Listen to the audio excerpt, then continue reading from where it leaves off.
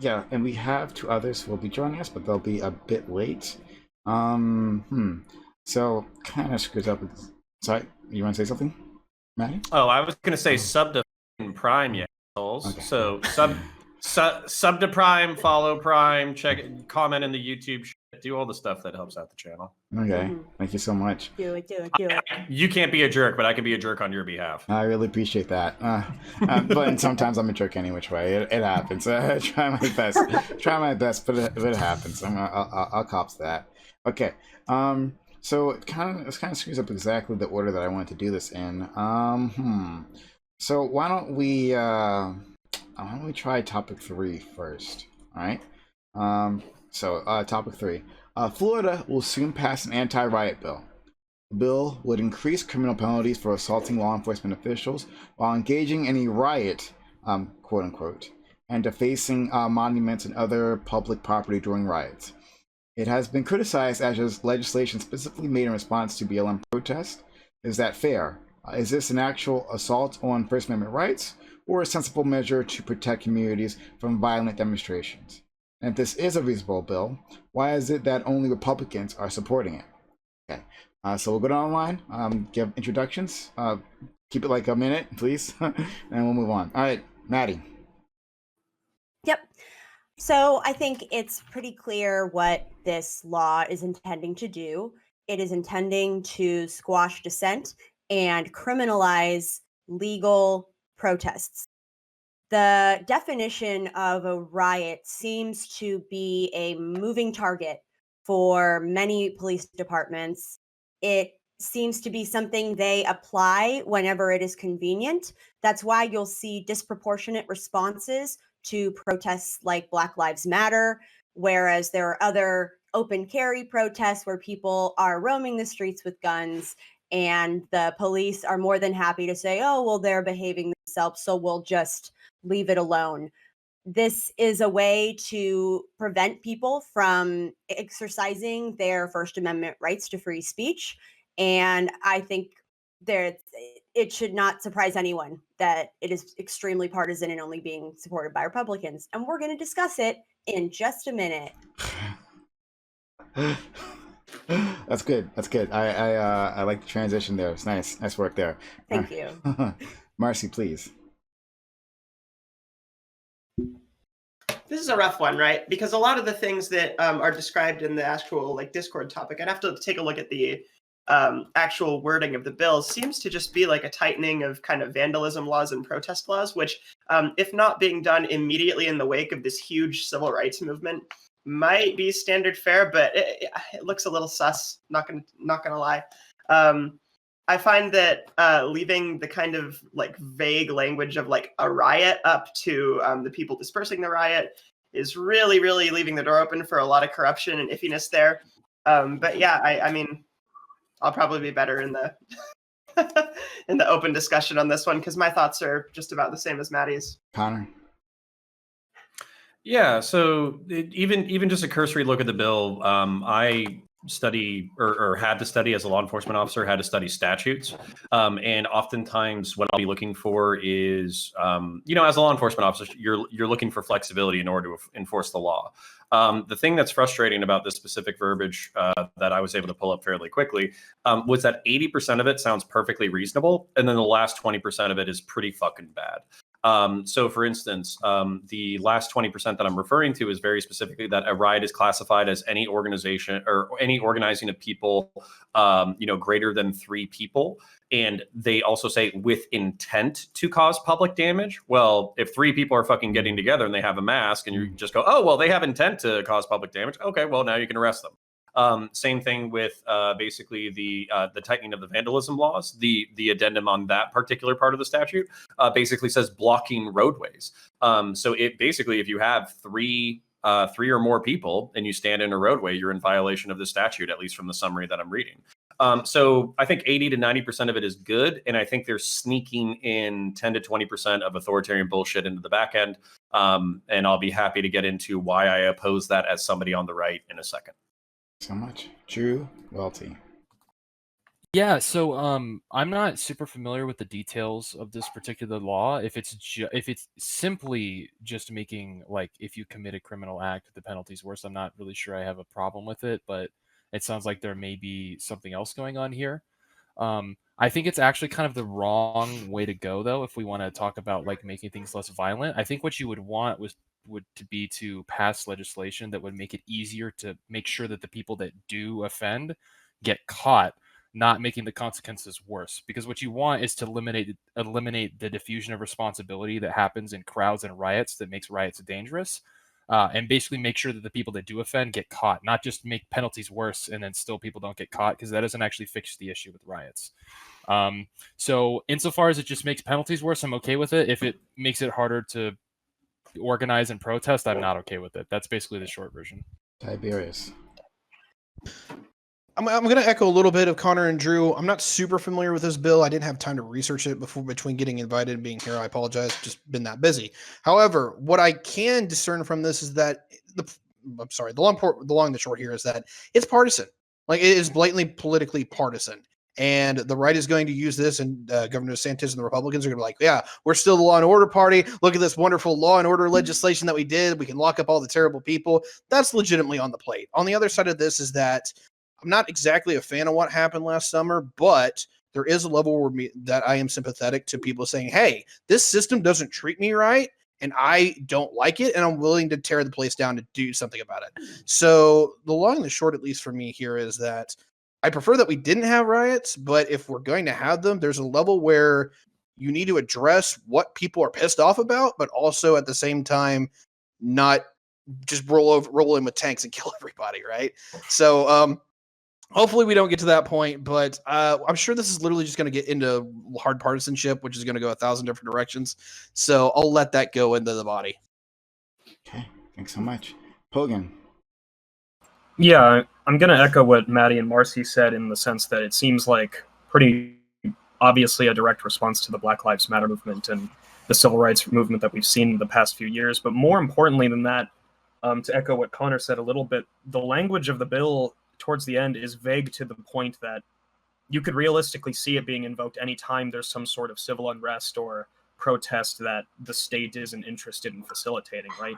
You can conceive of a situation even outside of something like Black Lives Matter where, say, there's a peaceful labor demonstration and all that has to be demonstrated in a court of law, somehow is that these people had intent to cause violence or to cause riot, which seems difficult if they're not actually doing it.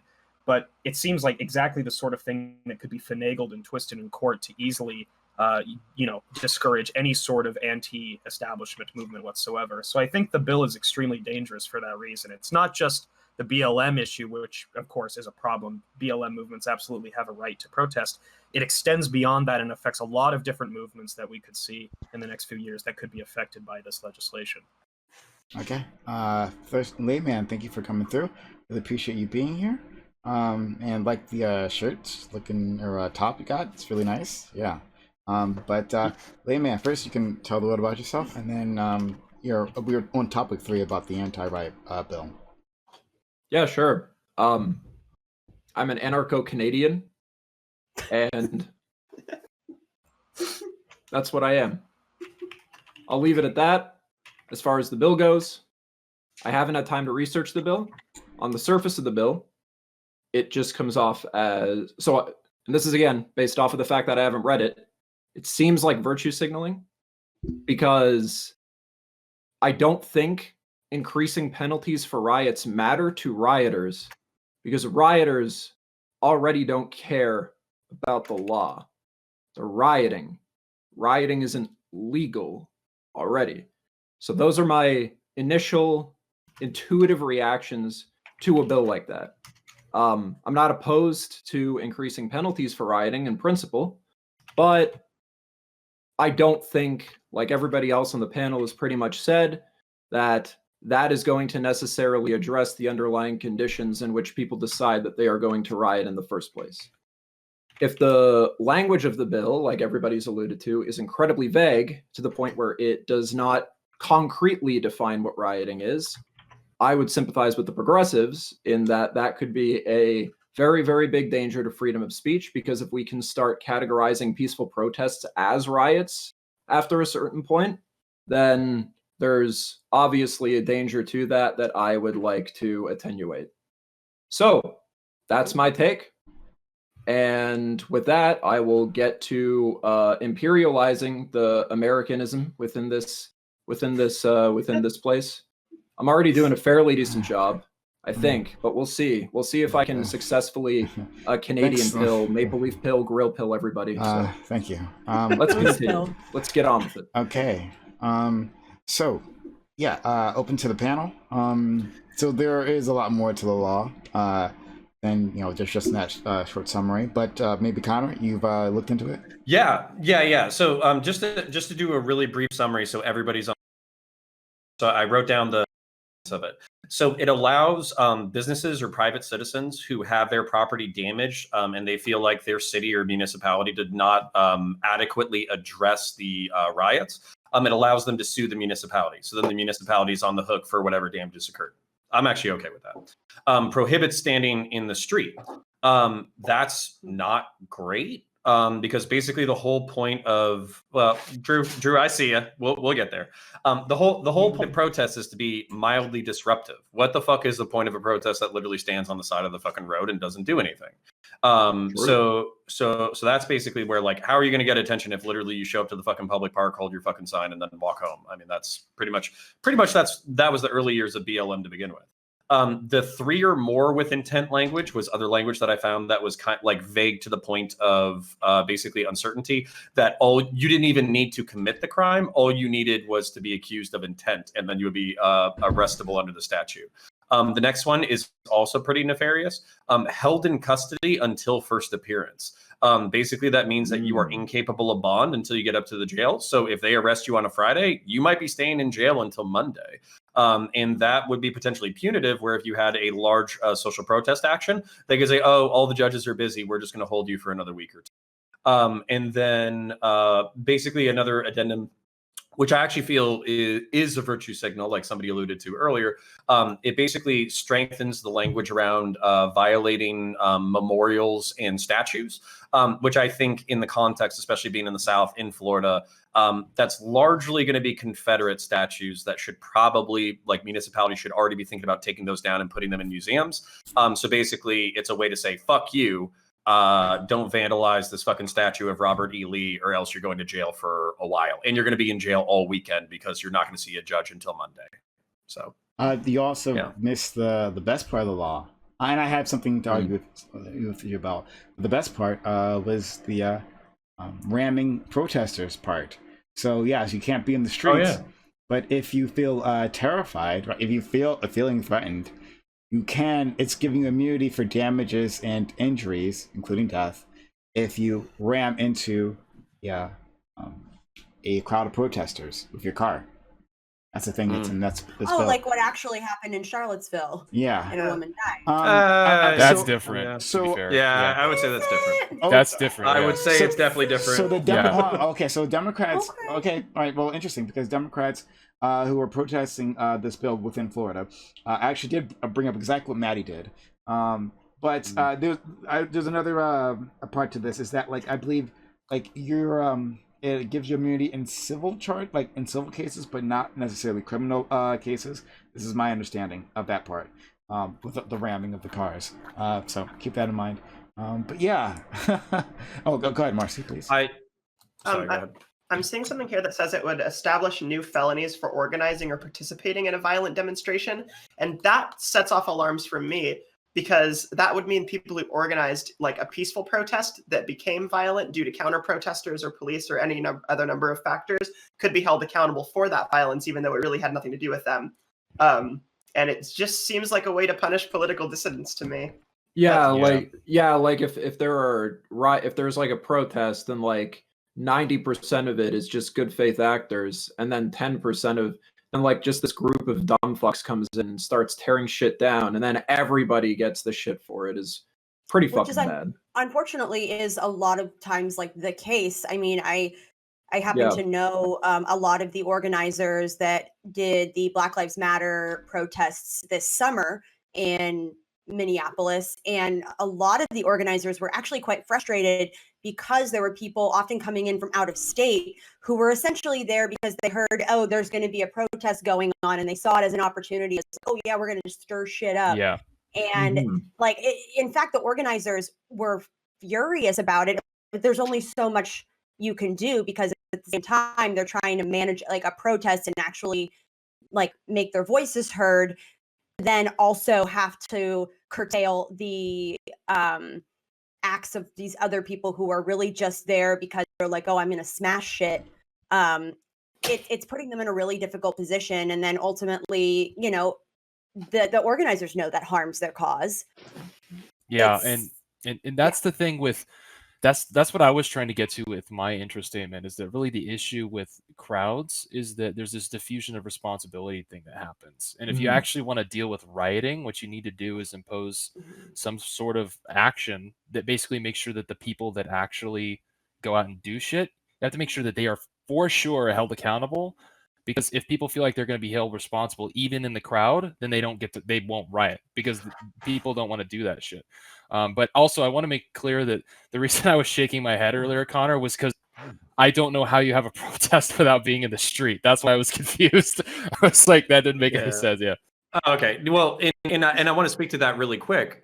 Basically, because like this is the thing is like I actually am, even though I identify as like right or whatever, I also identify as way more libertarian than I am authoritarian.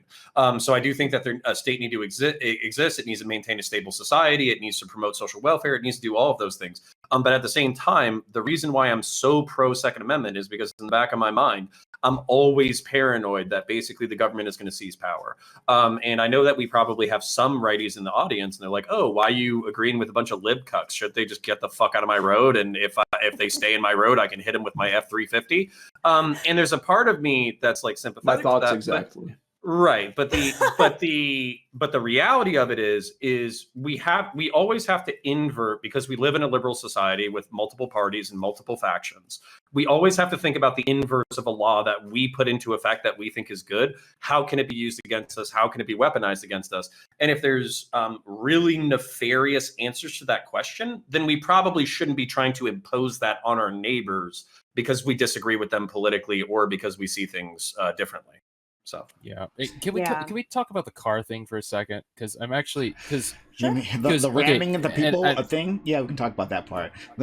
yeah. Okay. Because I'm just sort of confused. Because I guess because I'm trying to picture a scenario in my head where, I mean, so like self-defense law is already a thing. So if there's actually a situation where you literally have to hit somebody with your car to defend yourself, I don't know why add in this extra thing, because I can imagine a situation where there's literally 10 people busting down your wall, like your car doors, with crowbars, and they're about to drag you out of your car and kill you. Then you might actually have to drive through them, but I feel like that's already covered under relevant law, so I don't actually understand why you would need to make this additional carve out. I can answer that. Yeah, go for it. Yeah, it's because specifically, like, yeah, you might have criminal immunity. So, for instance, like, you're in a crowd of fucking 10 people or whatever. They surround your car. They start beating it with like blunt objects. You have your kids with you. You're afraid that you're going to get dragged out of your car and get the shit kicked out of you. We actually saw this in previous riots, riots. There's that photo of that truck driver that I don't know if he was killed, but no, he wasn't beaten. killed. He wasn't killed. He was beaten. Yeah, but probably not in a way that I would like beaten. I think that's suffice it to say. Yeah. But at the same time, if you choose to drive through a crowd and basically say, "Hey, I was in fear for my life, I made a fucking move," you're still open to civil lawsuit. Not a lot of people in this country have access to lawyers. Not a lot of people can afford a legal defense. So even if you ultimately win a civil case, you can be bankrupted by being sued for causing injury or death. It might even be cheaper for you to sell your house, basically mortgage it out, pay hundreds of thousands of dollars to strangers, and then just declare bankruptcy. That would be a realistic thing that could happen to you if you were sued for grievous injury, death, or great bodily harm. So shielding people with that immunity is what they're trying to do. Let's go to Marcy. And then Ty, if his hand is up, I'm not sure what he's doing. No, his hand's not up. All right, Ty. Marcy. Yeah, this might be a little bit off topic, but I think it does wrap around back to the car thing. I don't know if the ACLU is a source that's considered too cucked, but without reading like the entirety of the bill, here's what the executive director of the ACLU of Florida said about it. The bill was purposely designed to embolden the disparate police treatment we have seen over and over again, directed towards Black and brown people who are exercising their constitutional right to protest. And apparently the new law gives the police the broad discretion over what considers a demonstration and what is considered a riot, right? So I think that like putting that much power in the hands of a single institution like the police like that is just a terrible idea, right? I'm not a believer in no good cops. I think there are definitely good cops. You know, I've had family members who are cops, but like the fact is that there are corrupt cops. There are extremely corrupt police departments in the upper echelons, and these people will crack down on just any political dissident if they can. If they can reasonably say that a riot became violent and like was like a burning city or whatever, they will. This is not going to be a thing that is employed conservatively. That's because police in these situations, just to piggyback off that, don't have some fundamental commitment to protecting, you know, people in general during any sort of like civil disruptance or civil unrest, right? Their fundamental commitment is to the protection of property. So any way that they can spin it so there's some legal crackdown on any sort of like riot or unrest, even one that isn't violent in the sense that a BLM protest might become violent due to counter protesters, they'll absolutely use those things to suppress dissidents. It's completely consistent with what they're saying. And to just affirm that, yeah, there's like I'm a hippie libcuck cop compared to some of my previous veteran friends. And my previous veteran friends have completely different priorities than I do. If they see a demonstration, fuck the police, you know, you're all pigs, you're all scum, you're all that kind of shit, they'll be looking for a fucking excuse to start cracking heads and sending people to fucking jail. And they might even be laughing about the fact that they're fucking arresting people and they have to stay in jail until Monday without bond because of this new law. So while I love my police brethren dearly, that doesn't mean that they're like rigid constitutionalists or they're like history majors or philosophy students. These are people who believe in higher order ideals, but oftentimes are like unaware of like the secondary and tertiary consequences of maybe enjoying authoritarianism. And that's something that was always terrifying to me. I literally had to explain to cops or like to a cop. I said like the word bougie and he was like, what does that mean? And I literally broke down like bourgeoisie and proletariat. And he was like, I just lost 3 minutes of my, I lost like, he literally said like, I lost 3 minutes of my life I'll never get back. And I'm like, motherfucker, like, do you want to understand like the history of conflict in the 20th century? And he's like, no, I don't care. And it's like, to me, like for that guy, while cool and fit and like a good cop overall, he would be just as comfortable as KGB, Gestapo, anything like that, because he has a very unquestioning mind when it comes to the stability of society. Connor, I don't want to go full like Mark's pill. God, but I will ask a question. Do you think legislation like this is basically just facilitating bourgeois control of politics and public discourse? Of course. Yeah, of course. Okay. That's the correct view, FYI. That's the basic. Yeah. And the question is whether or not like so basically it's like whether or not the bourgeoisie should be banned. I don't think they should be. But at the same time, like you have to look at this because even from a right-wing perspective, there are times in which revolution is necessary. So basically, like if an assault weapons ban was passed, if cops were going door to door confiscating guns, what? If Hold on, back up. That's cause for a revolution. If potentially, that's cause for revolution. That's also, but that's consistent with like an orthodox Marxist view too. Like, I'm sure you're aware of it. I hear you. Hold on. Before you get to that. Karl Marx doesn't want to disarm. Let him ask the question. I heard that. Yeah, I got it. Marx got it. So what does that actually look like, though? What does that look like? This revolution that you're talking about, Connor? Oh, well, the whole point of the Second Amendment is to maintain balance of power between the civilian population and the government itself, so it makes revolution unthinkable. It's literally supposed to make the if you want to call it the boogaloo for the libertarian right, if you want to call it the day of the rope for the authoritarian right, if you want to call it the fucking, I don't know, fucking bread and roses for the lib left or some shit, whatever people's cause for revolution. The whole point of the Second Amendment is to give everybody guns. So basically, a revolution would be so unthinkably bad that we are forced to reconcile political differences through diplomatic means. Great. So yeah. So if the cops, if the government decided to take guns, for instance, like maybe have a buyback program, but then after a certain period, if you hadn't nurtured in your weapons, they go around, okay, county handle over. It's time to murder cops, or what happened there? I don't know how TOS you want me to get, but yeah. Well, to be clear, I think murder is a loaded word too here. Like, I'm sure Connor would say that. It's, no, I don't. killing. He just agreed to it. Wait. Can I? Yeah, yes. Can it applies. So like, just to be clear, like if we're talking about people, like This if you're would talking be about like an political conflict. if you're talking about an authoritarian government coming around and like infringing upon your rights, you would be considered like under a certain rebel. worldview, it'd be self-defense, not murder. So self-defense, but that would taking guns is enough to trigger that. Yeah. Somebody, if there's armed law enforcement unlawfully trying to take away your not unlawfully. It's a law. It's a law. It's a law. I just stipulate that it's a law. That's the same thing. And it's the same thing. How is that not? How is that the same? Thing? I mean, it's not the same. Well, lawfully. How is it not the same thing? How is lawfully not this? Let's go low and slow. Let's go low and slow. Okay, we do that.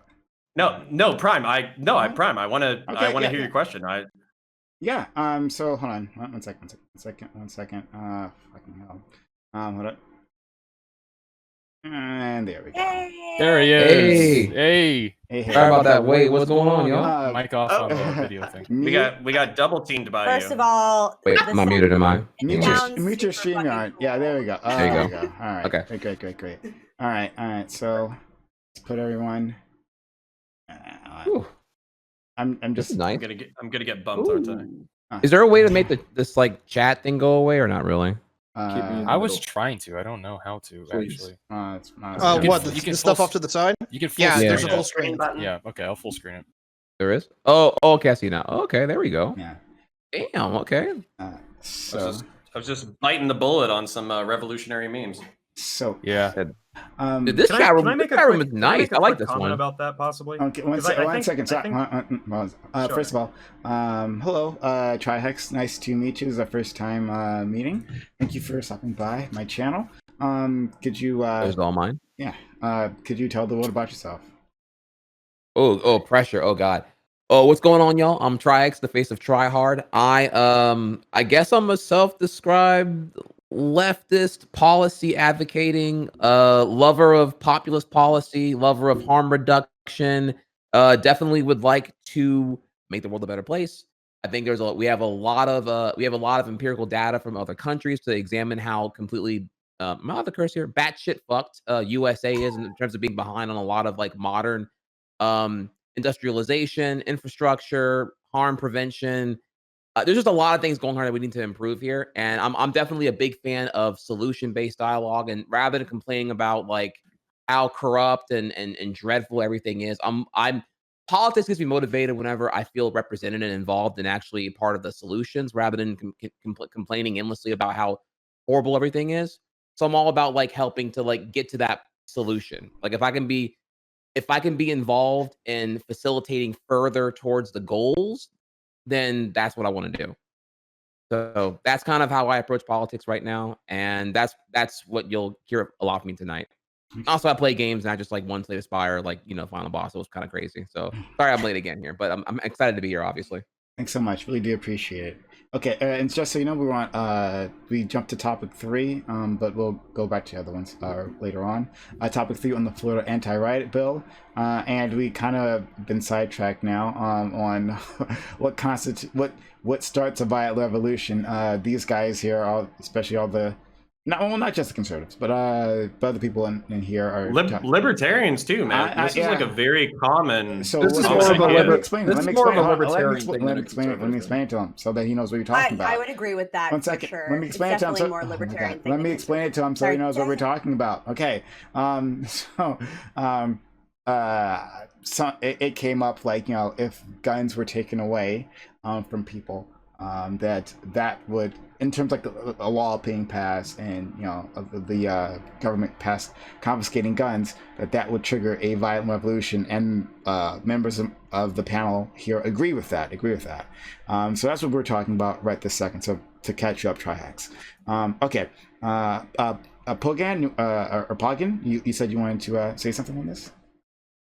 Yeah, it's just important to draw a distinction between like seizure of guns in the sense there's like a schizophrenic man, you know, shooting 9 people down the street, and the sort of like police widespread legal action that's being talked about here. Like, again, I'm a Marxist. I didn't think I was going to side with like the libertarians in the room and the more conservative people in the room when I came in here. But the point is, the Marx quote is, any attempt to seize arms and ammunition from workers should be frustrated by force if necessary. And what he's talking about there is not like reasonable gun control, like liberals tend to like, you know, pass, you know, somebody is suffering from a mental illness or likely to commit a crime, and for that reason they shouldn't own firearms. That's understandable. But with respect to the riot legislation, the whole point is you can expect that there would be pieces of legislation and laws that direct the government on a large scale to confiscate weapons for all sorts of arbitrary reasons. And I think that's absolutely justification, not to break TOS, but justification for a certain type of response from the general population, particularly workers.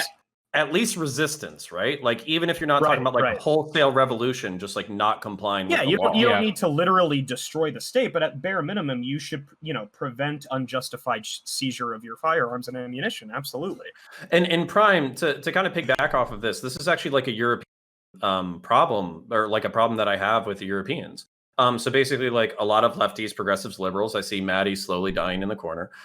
They will say, hey, look at Europe. You know, they have significantly less homicides than us. They're a more peaceable society. They don't have as many mass shootings, if any at all. Basically, like, here's all these utilitarian goods that Western European societies have achieved.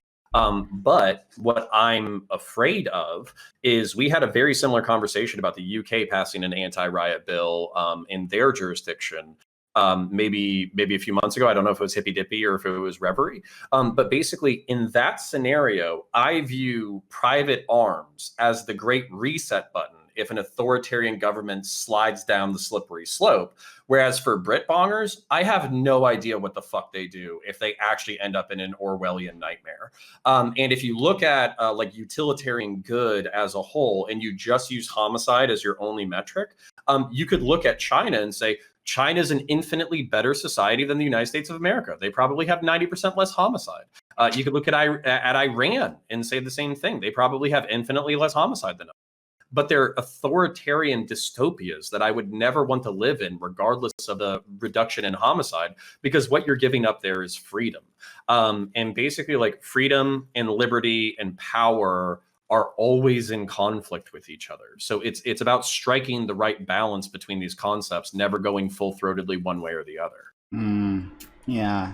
Maddie, you are dying. I am. My brain. Maddie, please. My brain is on fire. If you want to respond, Maddie, go ahead. I am dying to hear what you have go to for say. it. Speak up. Speak up. First of all, I'm just so glad that we've pivoted away from the Florida bill and have made this into a gun rights talk. So Hell yeah! But it's not a pivot, though. It's the balance of power between an authoritarian government and the rights of the people. That's what we're talking about. However we reverse engineer like how we got to where we are, this was always going to be the end point. So here we are. Here's the thing. I think if you're going to be a fan of the Second Amendment and the right to bear arms, I'm personally a massive fan of the well-regulated militia component of the I know, oh, now whose brain's on fire. And so, but that's the thing. It literally has regulated in the amendment. So I listen, and I recognize that my view of gun control is not shared across the country. I recognize that. Like, I would love to become a society that's closer to Australia or New Zealand or somewhere else where private gun ownership just isn't a thing. Or if it is, the guns are primarily used for hunting, because I take no issue with that. But I think the notion that some people with their guns are going to successfully fight back against like the United States military or any sort of like, if the government, like just the notion that a gun is going to be what separates you from authoritarianism. I don't know. It just feels fantastical to me, and kind of in this like toxic masculine fantasy world where you equate. No, I'm serious. It's like where you equate heroism and positive with this hyper violent ideal, and I just like. I think everything you're saying right now is way larpier than any program. It's okay. No, again, I recognize that I'm like not. A lot of people don't feel like that, but I can't help but draw the line. I love you so much. Oh, hold on. I'd love to hear your response. I'd love to hear your response. I'll go slow. Yeah, pause before you do that. I want to let some other people in first. Marcy, Ty, Pogan, I can't wait though, Connor. Wait, I have a question though. Okay, go ahead. Before you let them all go in, how did I actually gotta get some catch up here? How did the Florida riot bill pivot into gun control? So I read the little brief here on that. Because there's a part of the Florida riot bill where they basically define, like, the way that they like define rioting is very, very like vague and very, very muddy, where like a lot of things that wouldn't be that like a reasonable person wouldn't consider a riot could be potentially be considered a riot. And so people were concerned about whether or not there could be like some heavily militarized police state take advantage of that and basically like fuck over the people. And that pivoted into like, how do people defend themselves? What if the cops come and try to take all your guns and shit? How are you going to defend yourself and all that shit? Marcy. Gotcha. Okay. So we're exercising slippery slope of its implementation far past just like riots and into just like anything with people around or whatever, pretty much.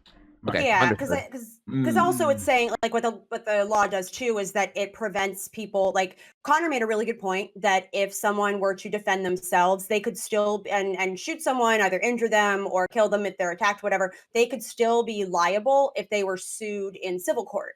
So one of the things that this law does is it prevents people from suing in civil court, I believe. And so that sort of got us onto the conversation of like self-defense, arming yourself, etc. Yeah, that thing is crazy. Kind of follow the thread. But I'll save my thoughts on what I saw from the bill itself verbatim for. I know it's a big queue right now. People want to respond to Maddie's like a Second Amendment take here. So I'll let y'all proceed first. I'll come back to my surface level stuff later on. It's gonna be great. So like, it's tricky, right? Because I don't actually see this whole like cops being able to determine what is and isn't a riot thing as like a slippery slope. We know cops lie about these things. Like, we know that they do this in present day. It's not a slippery slope, right? We're at the bottom of the slope. Like, if you pass this law, there will be cops who use it in corrupt ways, right? So I don't really know where that came from. But on the gun take, right? I'm not anti taking people's guns for the same reason I'm anti-riot laws, right? I'm anti-riot laws because they can so easily be abused. I'm anti-taking people's guns because it's the most impractical thing we could possibly do, right?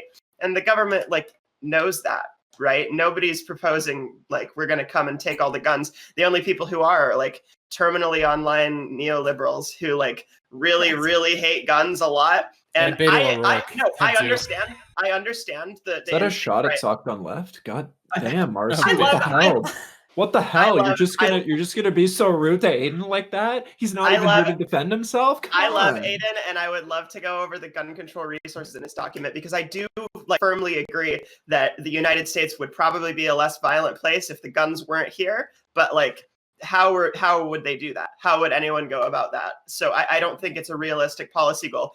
I don't think that because the American people would revolt and destroy the government with their little pithy guns, because most of the guns in America are AR-15s, right? They're handguns and hunting rifles, and I don't necessarily think you're going to overthrow the government even with the AR-15s.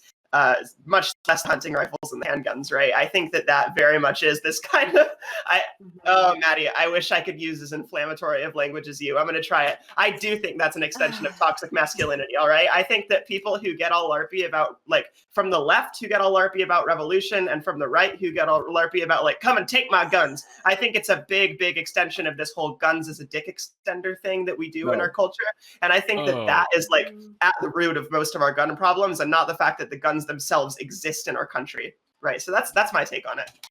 Sure. I Okay. We'll go to Ty. Yes, We have a hype train going. If you guys can help us out with that hype train, that'd be quite helpful. All right. Go ahead, Tiberius.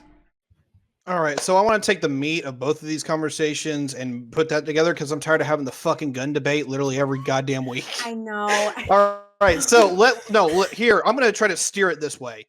We have riots, right? I do believe the Martin Luther King quote, riots are the voices of the unheard. There is a point where people get so pissed off, they say the situation is so bad that I'm willing to break the son of a bitch in order to try to remedy it. I want my voice heard. I have a problem with the way the system is. All of this comes down to ethics and virtues conversations and what we find acceptable. But there's two conversations here. One is, what does it take to make a justified riot, dare I say? But what do you guys actually think is the point where people are justified in saying, no, this sucks, and I'm going to take my guns, or, I'm going to protest in the streets and, burn shit down? What point does that become acceptable for people to actually say, all right, this system sucks and it needs to change? Versus the counter to that, which is also integrally related, is what point do we get to say, no, your problem is fucking stupid. You need to sit down, shut up, or we're shooting you. There's a real question to be had in both of those. I don't know where the answer is, to be honest, because I have limitations, but I don't want to kill everybody. So can we direct it there instead of having the gun debate for the 15th fucking time this month? That'd be great. Thank you. So there were two other people. Was it the layman? I think you had your hand up. Was it? No. Oh, sorry. Which one was it? You, Pugyan? Sorry. Go ahead. Yeah, Maddie, you said something with respect to the Second Amendment about a well-regulated militia, and I was curious, when you say well-regulated, what's your take on what that regulation would constitute? What sort of regulation do you have? Can I solve this? Sure. Yeah, go ahead. I'll let Connor go and then I'll fill in. But that is a really good point. and I can try to be as brief as possible so we can get back on the tracks, basically. But I did put in the chat for StreamYard. I also put it in the chat for Reverie if you would like to post it into the whatever the fucking Twitch chat. Basically, there's a website called gunsite.org. It shows a half dozen to a dozen historical contexts that help define the word regulated. Regulated actually has about 4 different definitions, and it's pretty clear from the context of this article that regulated basically means well functioning. It has nothing to do with government legislation. It has nothing to do with the government making rules about the militia. Basically, what it means is that and militia, by the way, there's actually a federal code for it. You could literally just Google federal code militia. And the militia is the militia is 2 parts: the regulated militia and the unregulated militia. I don't even think regulated is the right word, but unorganized or some shit like that. And basically, it's males 17 to 45 or some shit like that, and female members of the National Guard. So from a legal thing and a cultural thing, there's definitions that basically do not mean regulated. So I would like people to check that out. The second thing that I would like people to check out is I posted a video, and then we can get back on the tracks. The second link that I shared is a video. Basically, Marine explains asymmetric warfare, and it kind of goes through the experiences of the global war on terror, the experiences of counterterrorism work and how it works in the modern day, the difficulties in fighting insurgencies, the difficulty in counterinsurgency warfare. So if you're interested in any of those subjects and why military veterans insist that they are capable of standing up to the federal government, which is the most complex military on the planet, it explains all of that in about 20 to 25 minutes. So to get it back onto the tracks, fucking Tiberius asked a really important question, which is, what is the anatomy of a justified riot? I don't think that really there's like a formula that we can look to for a justified riot. I think that's actually up to the population and the percentages of the population. So for instance, I'm pretty sure if we look at BLM, the rhetoric surrounding it is that like BLM doesn't have the problems that they say they have. It's being ginned up by the media. It's being ginned up by politicians. Black people really have nothing to complain about. And yet, in spite of that rhetoric and propaganda, we still have riots. So if we still have riots, in spite of people saying you don't really have problems, we have a fucking problem. So those problems need solutions and they need to be answered. And I think the main problems that we're looking at is police accountability. While I don't like this sentence, I think this is something that I've heard repeatedly is, there's disproportionate crime in the Black community, but when a Black person shoots another Black person, they're going to go to jail.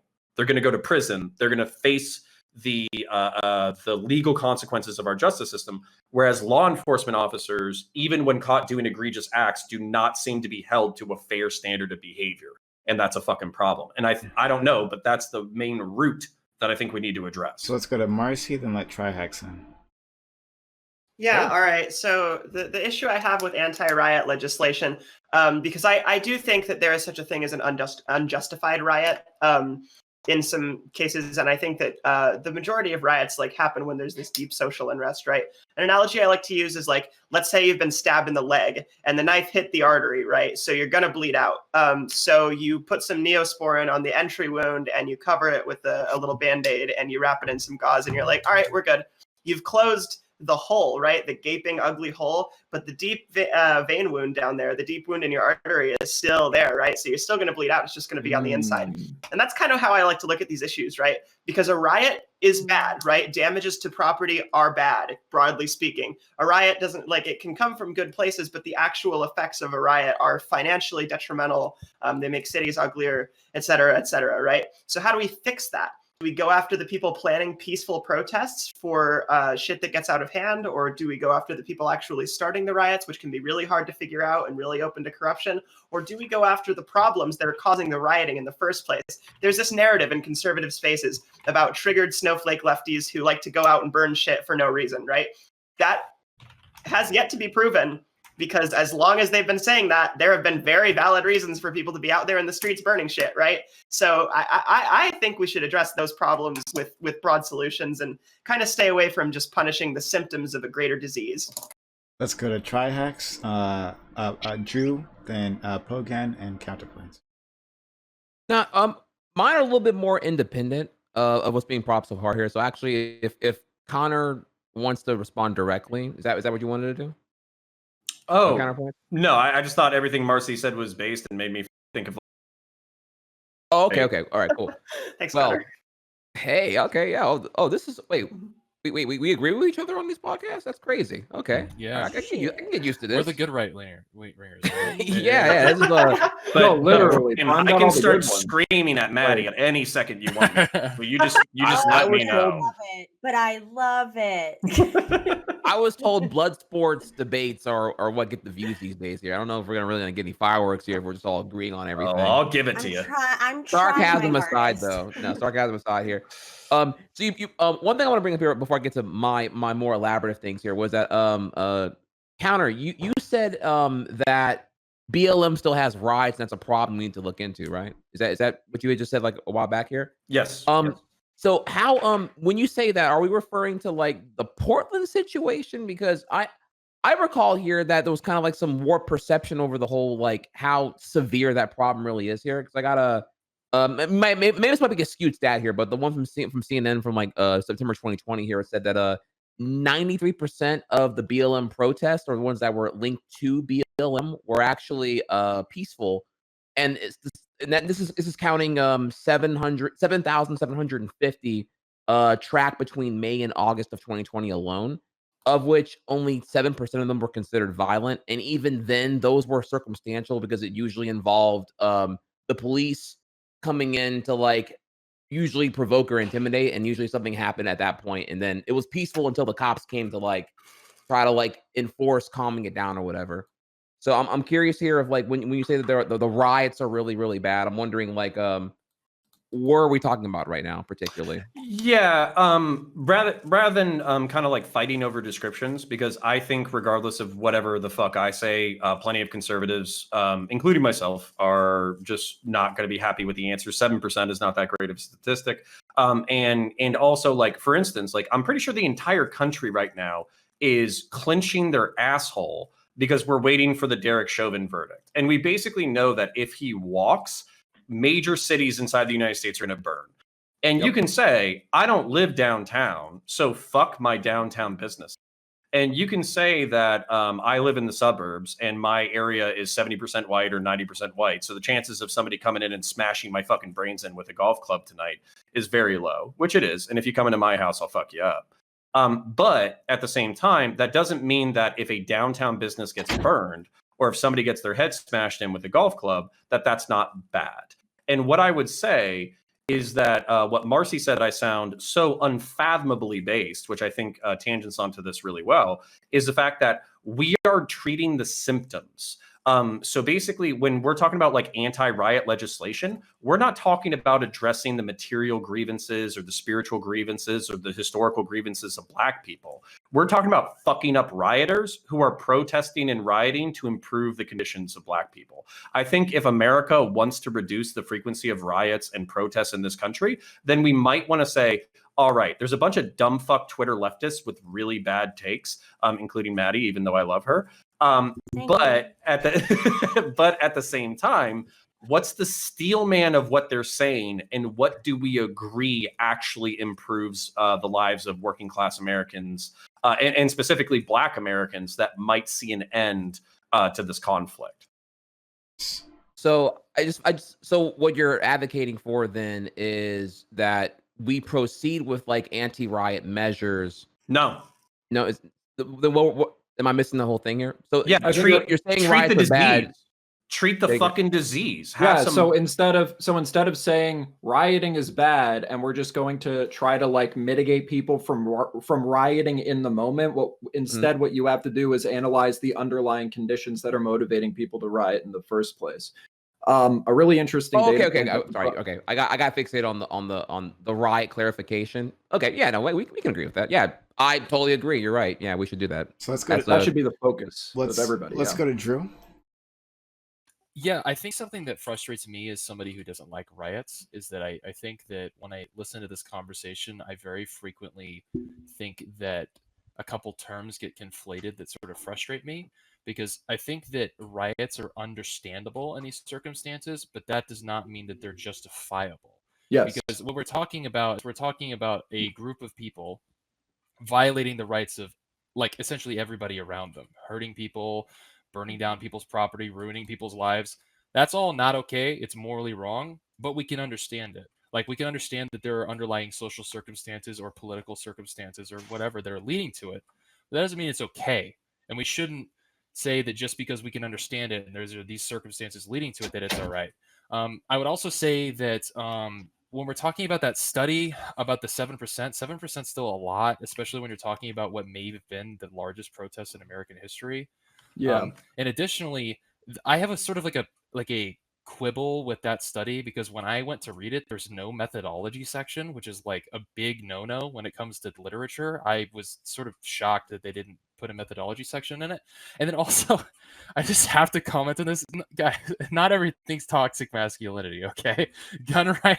I don't think gun rights are toxic masculinity. Yeah. So I don't think gun rights are toxic masculinity. No, that was in response gun to Maddie. culture can be interpreted as toxic masculinity. That's a very I don't know. You don't agree with that one? I don't. Okay. Let me. Even if it's true, bringing it up. I just want to back up. We gotta let other people in. Pulgin. Yeah, I think the majority of this is just virtue signaling, to be completely honest. The whole point of a riot and any sort of like civil unrest or civil movement is obviously in some capacity to resist something that's commonplace in the state or society. So any discussion about like how do we regulate riots, like when is it acceptable to legislate riots, anything along those lines is immediately going to come into conflict with the very point of a protest, and if it happens, a riot to begin with, right? These sorts of things being regulated inevitably just lead to situations where the state has undue control over how people resist certain pieces of legislation and how people resist policies. And for the toxic masculinity gun thing, I mean, like, no offense, I'm not trying to be a dick, but like that's the sort of rhetoric that just makes people more resistant to the left, right? That's the sort of rhetoric that just immediately makes people walk away from the left, because instead of engaging with class issues or things that are directly relevant in society, causing these protests and riots in the first place, the very people that should be supporting working class common people and laborers are telling them that they're being toxic misogynists because they own firearms. It's just like engaging with those sorts of identity politics is completely No, but that's how divisive. it comes off. Man. That's exactly how it comes off. It's not. It doesn't matter where your respectfully. intentions are. So I Respectfully. heard your feeling. Ooh, Like, that's there's some stuff to Respectfully, get into look, your here. intention. Ooh. Hold on. Unironically, Your intention might be to I'm comment on driving some away the legitimate working trend. man. Damn it. Your intention Wait, what might is be that? to legitimately That's comment. 90% of people. Sorry for interrupting. Yeah, Sorry for let interrupting. him finish. Bogan, finish. Your intention might be to legitimately comment on some problem, and I'll grant that, right? I'm not attributing to you bad intentions. I'm saying when working class people, see a Twitter thread about that sort of rhetoric or that sort of comment, their immediate reaction is, what the fuck are they talking about? This is identity politics. And they're going to be less inclined to be sympathetic to your overall agenda because you're arbitrarily dividing up the very people involved in protests and movements like that on, no offense, pretty ridiculous grounds. Okay, so That's we'll go to... Oh, Layman, you know what? Get your piece out. Then we'll go to Maddie, Connor, then Marcy, and Drew. Then Trihex. Yeah, I was just going to say that everything that Hogan just said isn't just it's not just like an anecdotal like Twitter thing either. There actually is like data to back up that like a lot of people have a very negative reaction to the term toxic masculinity, particularly men. So rhetorically, if you're trying to make a point, it's like, especially as it pertains to men, like it's very, very important to perhaps lay that term to rest and just make the points that you want to make without using it. That's all. It's a rhetorical. Yeah. Okay. That's all. Maddie. That's all I want to say. Maddie, Connor, Marcy, Drew, Trihex. Go ahead. Yeah, forgive me if I am uninterested in capitulating to ensure that my rhetoric makes men feel that I make sure that I tailor everything that I'm saying so that they don't feel like they're being put on notice, or that it makes them feel comfortable. I'm sorry. I think that having to adjust my what I see as true and what I see as a systemic issue and a glaring reality in our society, Maddie? I'm not going to adjust. Who do you think comprises the that majority out, of or the I'm world? not done talking. Yeah, let her finish, please. Because you guys have had your chance. I tried to stay quiet with some varying degree of success. So yeah, I'm sorry. I think that I should have to adjust the way I'm framing this conversation, or that I should put the term toxic masculinity to rest, yes. Even though when I see that is exactly what this is. That's not what I said. I'm not going to not call it out. And also, here's the thing. I'm not saying owning a gun is toxic masculinity. That is not what I said.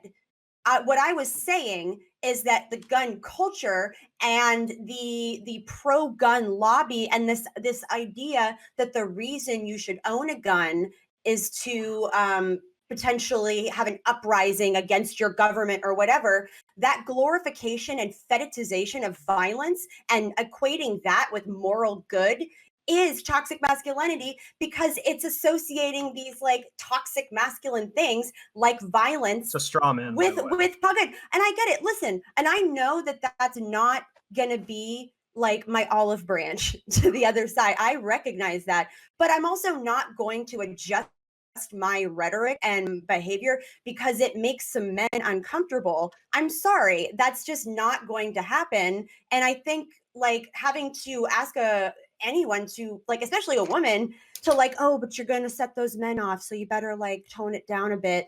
That's quite frankly condescending and a little bizarre. Since that was directed at layman. Let's articulate. One second. Since I was directed at layman, go ahead, layman. Yeah, so I'm not saying that you can't voice your concerns about any systemic issues, especially as they pertain to men whatsoever. What I'm just suggesting is that more people, particularly about half of the population of the world, would be far more open to listening to you and would be far more likely to be charitable to you if you made that change in rhetoric. This has nothing to do with you personally. This is how advocacy works. You have to be able to adjust your rhetoric, and you have to be able to reevaluate certain labels that one decides to use if you are to sway a populace over to a certain position. So it can all Would you of your argue that systemic to criticism. the term Black Lives Matter, because that is also seen in some areas as divisive, right? Because they're like, oh, but all lives matter. Mhm. Would you argue it to them like, oh, you should So- tone down that rhetoric because it might be seen as inflammatory or offensive? Would you tell that to a BLM? So organizer? it would depend on whether or not there was data to suggest that people are more adverse to listening to that population of people and their concerns if the word BLM was being used. I've seen no evidence of that, so I'm not opposed to BLM. I am opposed to things like ACAB, though, and defund the police's terms, because there is data to back up that those are not particularly tenable when it comes to advocating for what you want to advocate for. Okay. Yes and like no, I tone guess. policing. I would say that white people, Well, that's how people you on the lead to right good outcomes anyway in attacked society, I'm BLM. I sorry. mean, I literally work in marketing and communications. I shape like narratives for a living, and like it just this feels very bizarre to be told like, oh, well, you better not make those poor men. Can I correct the upset. straw man you threw out just in a second when you're done? Wait. Because there was a misrepresentation of something I said that I'd like to correct. Okay, then you can do that, sure. And then we're gonna go to Connor, but make it quick, Hogan. Yeah, so the position isn't that you're hurting people's feelings. Nobody's talking about feelings being upset. The point is, like, you presumably have some overarching goal on the left other than the removal of firearms, and you're talking about the working class, who are the very people who want to be sympathetic to the left. Those people are going to primarily be males, right? And of those males who own firearms, if you insinuate something like, oh, well, it's toxic for you to have this firearm, it's an extension of your dick, the sort of rhetoric you used about 15 minutes ago. You and I can agree. Excuse me. I don't need to be interrupted. You and I can agree. I didn't say dick. You and I can agree that the intention there, right, might be noble. That's fine. The point is simply you're trying to get people sympathetic to your movement and arbitrarily dividing up a significant chunk of the very people that could be sympathetic to you on totally nonsense grounds that don't really amount to anything substantial relative to the other goals you have, right? You can frame it another way. You could say something like, why unnecessarily create divisions among the very body of people that you want to be sympathetic to your cause on what is functionally a non-issue? Okay. Let's go to Can I Connor. respond? Can I please respond? You want to just very quickly? Very quickly, then Connor. Because I was directly. Yeah. First of all, and I just want to say, I did not say that it was an extension of your dick. That was not what I said. That was something that you certainly said it was toxic masculinity. That was, which it absolutely is. That's Would a you different also thing, argue that people who are women's studies or feminist scholars, they should not use the term toxic masculinity when examining the actual? No, but I'm saying, if you're like, is that seen as divisive when it's used? So do you in, think like, my claim is that you should never use toxic masculinity? Hey, stop! Layman, you can put your hands down because we're gonna move on to other people after this. Finish your point, Maddie. That's all. That's just what I'm saying. Is like, look, like you can feel that the term is divisive, but it's also a term that's used like in feminist circles, in quite frankly leftist circles. It examines a very specific phenomenon within society, a specific sociological phenomenon, and like to think that like, oh, but it's being divisive. It's like, good. Well, I'm not putting together like a catchy marketing phrase right now. I'm just trying to examine what this actual phenomenon in our society is, and I connect toxic masculinity with drug culture. Do I want to like come and take your guns? No. Okay. Can you all right, explain to me don't- why so you hold thought on, my don't- claim don't- was stop, that stop, issue stop, was Oh, stop. man, we're gonna- Hey, No, I stop, can't. knock it Holy off. moly. Okay, so you're not going to Holy explain shit, it strongly. Pogan. That's cool. You're Go new ahead. here. When I say stop, knock it off. Thank you. Okay. So we're gonna go down the list. Maddie, Connor, Marcy, Drew, Trihex, Lehman, then That's all. Pogan. We'll I'm go done. back. All right. So Connor. I'm Okay. done. No. I'll Talk about this give everybody something to chew on. So I just want to agree with Marcy. So far, she's been the most base fucking person here. So one of her major fucking points was cops lie about the nature of riots in order to effect arrest. That was something that I think is important because cops don't give a shit if they actually get a conviction out of riot legislation. They just want you off the fucking road. So all they have to do is use the pretexts that are in the fucking law, throw you in bracelets, throw you in jail for the fucking weekend, and when you come out and you do it again, they'll throw you in fucking jail again. Doesn't matter if the fucking charges stick. The thing that they're trying to do, which is basically get you off the fucking street so you stop being a nuisance to fucking honky ass fucking middle class people who are driving in order to drink fucking Mai Tais because the bars are open again. That they're getting their job done, and this makes it easier for them to do their job. I just want to make this point, and then I'm going to address Maddie directly. So Trihex, I've heard the cop thing over and over and over again. I've heard the meme thing where it's like 93% of fucking protests were peaceful, 7% were fucking violent, and every single time it was the police who instigated the violence. Fucking Drew saying that there's no methodology, I'm not fucking surprised. Because basically, how would you even know if a fucking cop... This doesn't necessarily need to be responded to. I want to go to Maddie, but I just want to say, how would you even know if somebody threw a fucking brick and hit somebody in the fucking head and the cops said, this is an illegal fucking gathering, we're going to fucking clear the area? How would you even fucking know if like somebody got hit with a brick like 5 minutes before the police declared a riot or after? So hold on. I just want to address Maddie. I want to keep it moving because I've been waiting for a while. You have. Okay. All right, Maddie, I am unlike all the other men here. I'm in tune with my feeling. My feelings are hurt when you say that I have toxic masculinity because I like guns and it's an extension of my penis. I'm actually very hurt by these fucking things. And basically what the hold on. Okay, all right, hold on. I'm Maddie. not done yet. I think what Layman is saying because we're fucking bros, and whenever he's down from Canucka stand, we're gonna get fucking beers together. Basically all he's talking about is efficacy of rhetoric. And as a marketing major, I'm sure, or a marketing person, you can understand rhetoric needs to be effective if you're going to sway people over to your side. And what I think is, so you asked, like, would you say this about Black Lives Matter? No, not necessarily. But I would say it about defund the police and ACAB. And on top of that, I think there's a very important conversation. I have no problem with divisive rhetoric that gets the attention of people, because if you don't have divisive rhetoric, you're not going to have people's attention in the first place. But once you have their attention, you have to translate that into actual political momentum. And my frustration with the Democrats right now is they have the entire country's attention.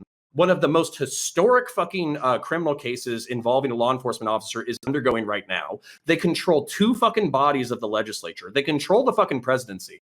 If they wanted to fucking reach out across the aisle with effective rhetoric, get a few Republicans over to their side and pass law enforcement legislation, they could do so right now, but they're not. So they're getting everybody's attention with divisive rhetoric and not translating that into any on the ground actual wins. And that pisses me off. Okay. So we'll go to Marcy. Dude, me too. Okay, so there's a lot to unpack here. I have quite a bit of stuff written down, so I just want to start off. Don't blame Maddie for my extremely divisive and toxic feminine rhetoric. The sentiment was exactly the same for both people. Right. Yeah. So I will say, right, I don't, just for the sake of like chat and everybody here, I don't literally think that owning a gun means that you're doing it for an extension of your dick. I am a trans woman and I don't own a gun, so maybe if that says something about the psychology there.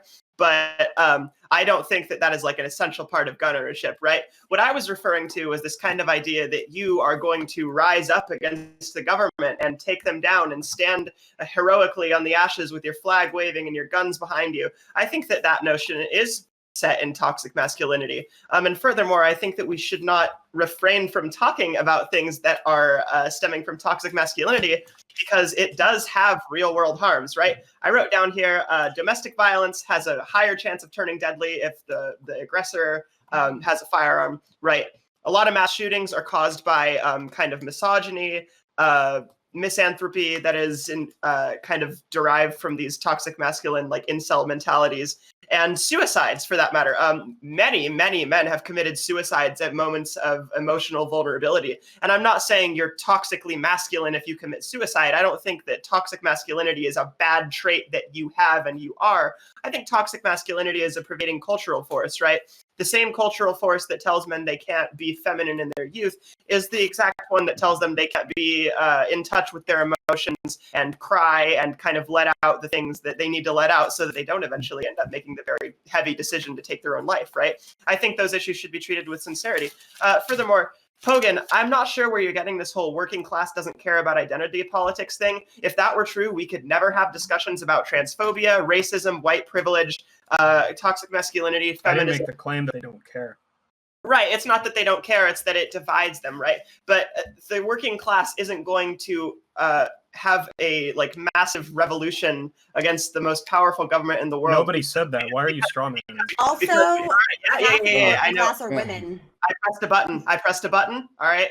But like what I'm saying is that like I don't know what your goal is, to unify the working class under the banner of no identity politics. That's called national Bolshevism, right? So I'm we having can talk. Look, Okay. we can talk about what my political goals are, but I appreciate not being strawman. Okay, Right? go The ahead. claim Go wasn't ahead. that the working class differences in identity politics. Let her finish. You're on the list. We'll get to you, right? So write it down. You will be able to respond. Go ahead. Finish your point, Marston. Right. So also I wanted to say to Pogan, you can respond to this when it's your turn, that you're conflating the gun issue versus the protest issue. When we were talking about masculinity, we were talking about it in regards to the gun issue. And when you brought it up just now to kind of respond to it, you brought it up as like the people who are involved in the riots and protests, which neither Maddie and I were talking about, right? We were talking broadly about the kind of culture around guns. Last thing, final thing. All right.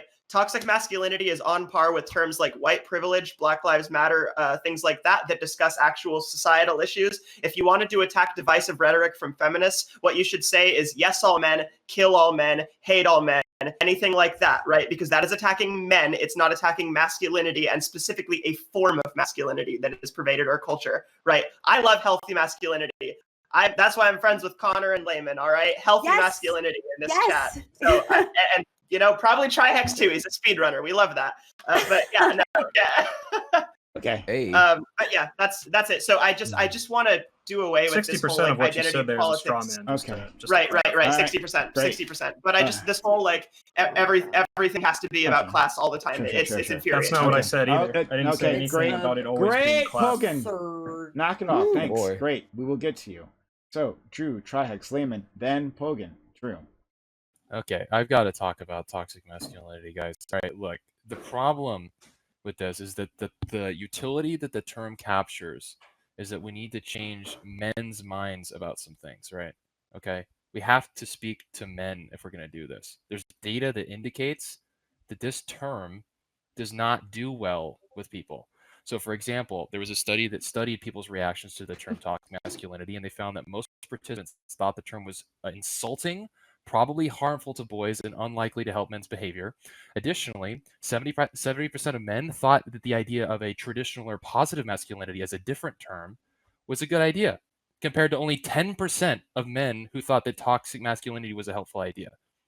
What you're talking about is if you want to convince minds, 10% does not get you there. I'm sorry. And also, I just have to touch on this idea that that Maddie was saying is like, why should you have to adjust your language to not hurt people's feelings? Like people that sounds like something a right winger would say. Like, look, feelings are reality. Feelings are who we are. Suffering is a feeling. Okay. Like, and I'm sick and tired of coming on panels and like as a right winger and being like, oh, are your feelings hurt? It's actually the toxic shit that y'all advocate against, except you're just doing it to right wingers because you think it's funny, right? It's not funny. Like all the guys on here are positive men. We're totally cool with emotions and stuff. And I just think that we have to move past this weird feeling rhetoric. Like feelings are important. And I think that we should start managing our messages towards the people that actually, in a way that people can actually hear them. Quit using this term. Like you can capture all the utility by advocating for positive masculinity, not advocating against toxic masculinity. Okay. All right. Maddie, I'll put you on the list. All right. So let's go to Trihex. All right, a couple things here. Not really important, but the study I cited earlier, the CNN article that I cited for on the whole BLM stuff there. You're right, it was a shitty one. Honestly, I saw there was no methodology to calculate what was even like the 7% of the violent protests and all that. Like, did a cop engage first? Did a cop engage whenever there was like attempt to like patrol or counter protest, whatever? You're right, it's pretty shitty. But my point of that was more that prior to that, again, whatever skewed statistic, I thought it was like 50% or some like insanely high number of the riots were incredibly violent, rather than like, the lower, which is like, about 700 of those 700 plus, honestly. So that's more about just to give it context on framing there. But I get that's like kind of like a shitty one because there's not really much substance on the meat of the bones to go into that study there. But with that in mind, there's I kind of want to respond to Drew and then get to some other stuff here. But I honestly think that if you take offense to the term toxic masculinity, which is like kind of just the general implication that there is like some rooted entitlement over like oblivious negative behavior from males when it comes to certain ethical situations, like it kind of comes off as if that like you associate that there are no bad males.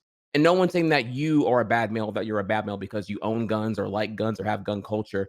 There does seem to be some conflating going on there. So I don't think anyone here is actually intending to like belittle a conservative or right-wing people or even like gun ownership here in that point. I could be wrong on that honestly here, but I don't think anyone here, particularly right now, is trying to do that here to you or anyone else or Pogan, honestly. But I know that's more of us talking through our feelings here. So I'll say that for like when we're on some freestyle spitballing here. With that in mind, let's go back here to the gun debate thing again here because we're kind of going on that right now. So with that here, let's go over a perspective I have on that here. Right now in USA, there are two major outliers when it comes to our statistics over like when it comes to gun violence and the correlated gun ownership here. We have a saturation of guns. We have a fuckload of guns, more guns than any other country in the nation, right? Or any other country in the world, right? And also, the density of gun violence here, proportional to our per capita, is also insane. So these two outliers of stats here tell me that if we are looking at things, if we are anti-gun, because in reality we're actually anti-gun violence, then we need to look at these two statistical outliers and understand here that not every other country has anywhere near as much gun violence as a problem. So we need to like look at what's like different and unique to USA comparatively, right?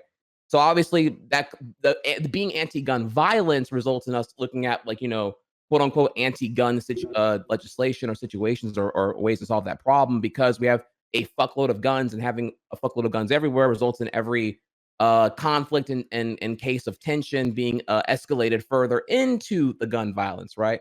That's kind of where we go at there. So I think everyone here, want to reframe here that I think everyone here is anti-gun violence, and that by necessity does require us to kind of consider what quote unquote anti-gun measures we could take possibly just to reduce the saturation of guns ideally here. But again, I understand even that's kind of a heavy one though, and that's kind of where you go from that into the Second Amendment situation. But the problem there though, to me, is that there's actually a gun culture problem. And I do think that does coincide with toxic masculinity here, but I think it's also in a bigger picture because we as America, we are a culture of consumerism, and it's more about just like there's like this like pride in just like owning a shitload of guns. We all can agree here. There are quite a few gun owners who literally hoard a shitload of guns to be owned. And where does that come from? Where does that derive from? And what does that mean long term here? And what does that create on a complicated situation whenever it comes to actually addressing the legitimate substance of how to actually reduce gun violence, right? These are all things that kind of root into like the whole Second Amendment situation that I wanted to get into like way earlier. And then finally here, way earlier between Maddie and Poking here, I think it's important to understand here, if you're if you're distraught over toxic masculinity as a label here, there's messaging versus actuality. I don't disagree with Maddie that toxic masculinity is a component of the situation that's contributed to the gun culture problem in America.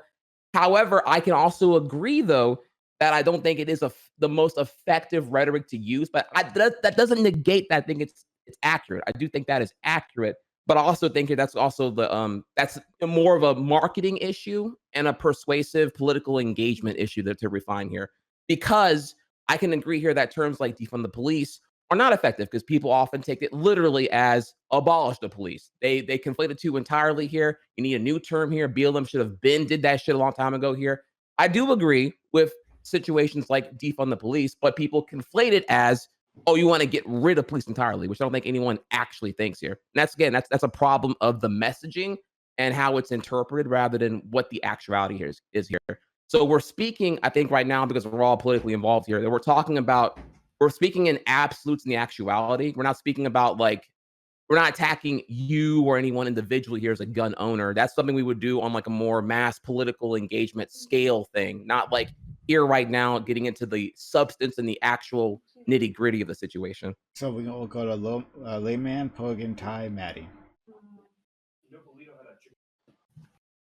Thank you. I'm done. Layman, we can't hear you. Sorry, I was muted. My apologies. Trihex, I was saying that I actually agree with you. The things that toxic masculinity is describing are things that I completely agree are real. And I think other people on the right side of this panel do too, because I know a lot of them. And they also agree that it's real. So it literally was exactly what you said. I was just saying that in order for I'm not personally offended by the term toxic masculinity at all. I know exactly what you guys are talking about. I was just, the reason why I was mentioning that earlier was just because empirically it's just not a tenable phrase, similar to defund the police or abolish the police or something like that. That's all I was saying. You can certainly everything that toxic masculinity wants to criticize is certainly a real thing that exists, that you can absolutely do so. I was just suggesting that there was a better way to do that is all, like Drew alluded to earlier with the positive masculinity thing. But additionally, I just want to say, because this is said by you, Maddie, way back, I'm fine with academics using the term toxic masculinity within their own circles, because it's only their own circles that are listening to it. The reason why I was suggesting that people outside of academic circles try to retool their rhetoric in a way that's better is because what language is used in academia translates to the broader society in a completely different way most of the time, right? So that's why I was alluding to that point. There's no real disagreement just over the rhetoric. I would like it though if we went back to the riot stuff, because I think this conversation about toxic masculinity and gun culture is kind of way off the original topic of the rioting bill and riots and all that stuff. So, Maddie, if you want to respond to what I just said, or if you want an opportunity to do that, that's totally fine. I just think we have to get the conversation back there. I agree. We'll go. Maddie's up soon, so based. Yeah, sure. We go to. I'd love to get Don't worry. Hell yeah. So we'll go to Pogan, Ty, Maddie, and then Connor.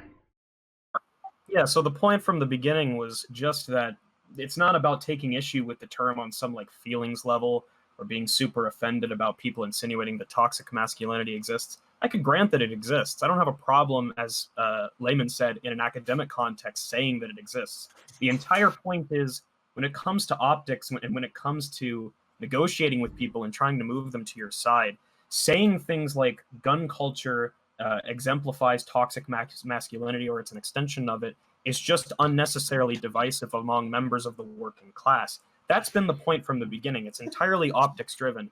And to correct a couple of the straw mans, because no offense, Marcy, a lot of what you said about my positions and my beliefs is complete bullshit.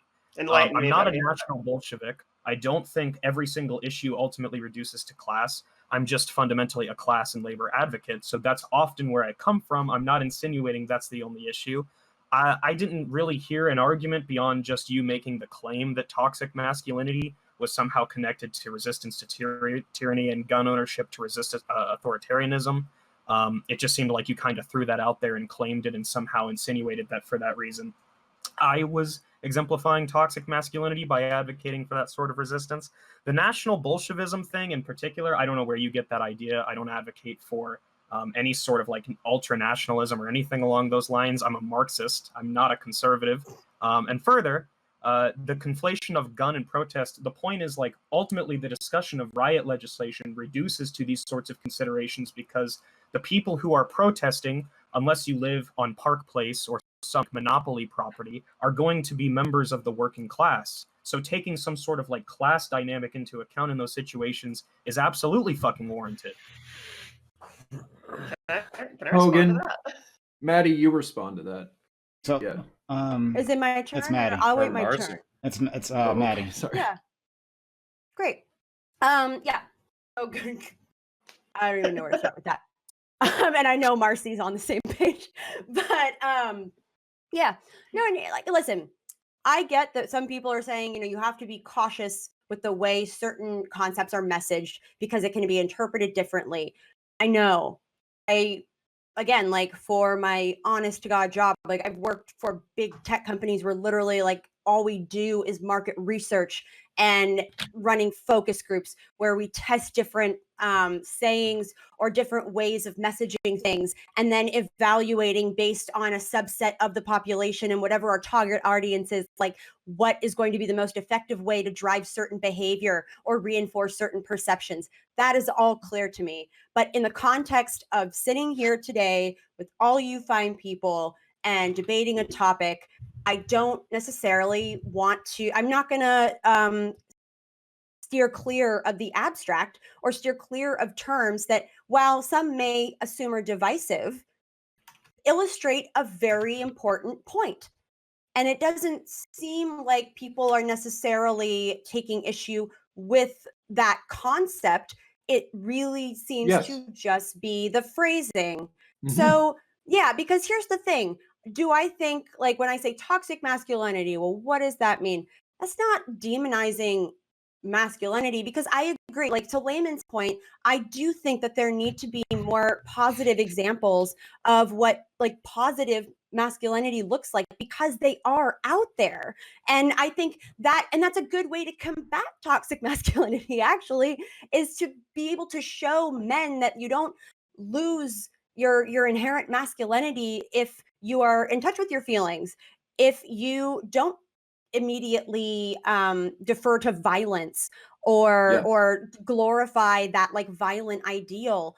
I think and there are so many examples of men who do that and are like incredible, like for especially young boys out there, hopefully are examples of what you can be without having to devalue characteristics that are more often associated with femininity and seeing that as the lesser than. That's all. Like, it again, like, Yes. it's not, and it's not meant Totally. to demonize, but yeah. And also, as Layman said, I would love to get back to the Yes. Florida law. Yes. Riots. No, because nobody out there riot, but let's get back to the no, riots. right. Yeah. Because I do think it's like, especially given the timing of the signing of this law on, you know, while we have in the distance the Derek Chauvin verdict coming in, to me, the law really is an obvious scare tactic that's simply trying to dissuade people from doing any sort of demonstrating. And they're essentially just trying to threaten people so that people are going to think, well, I can go voice my support or whatever.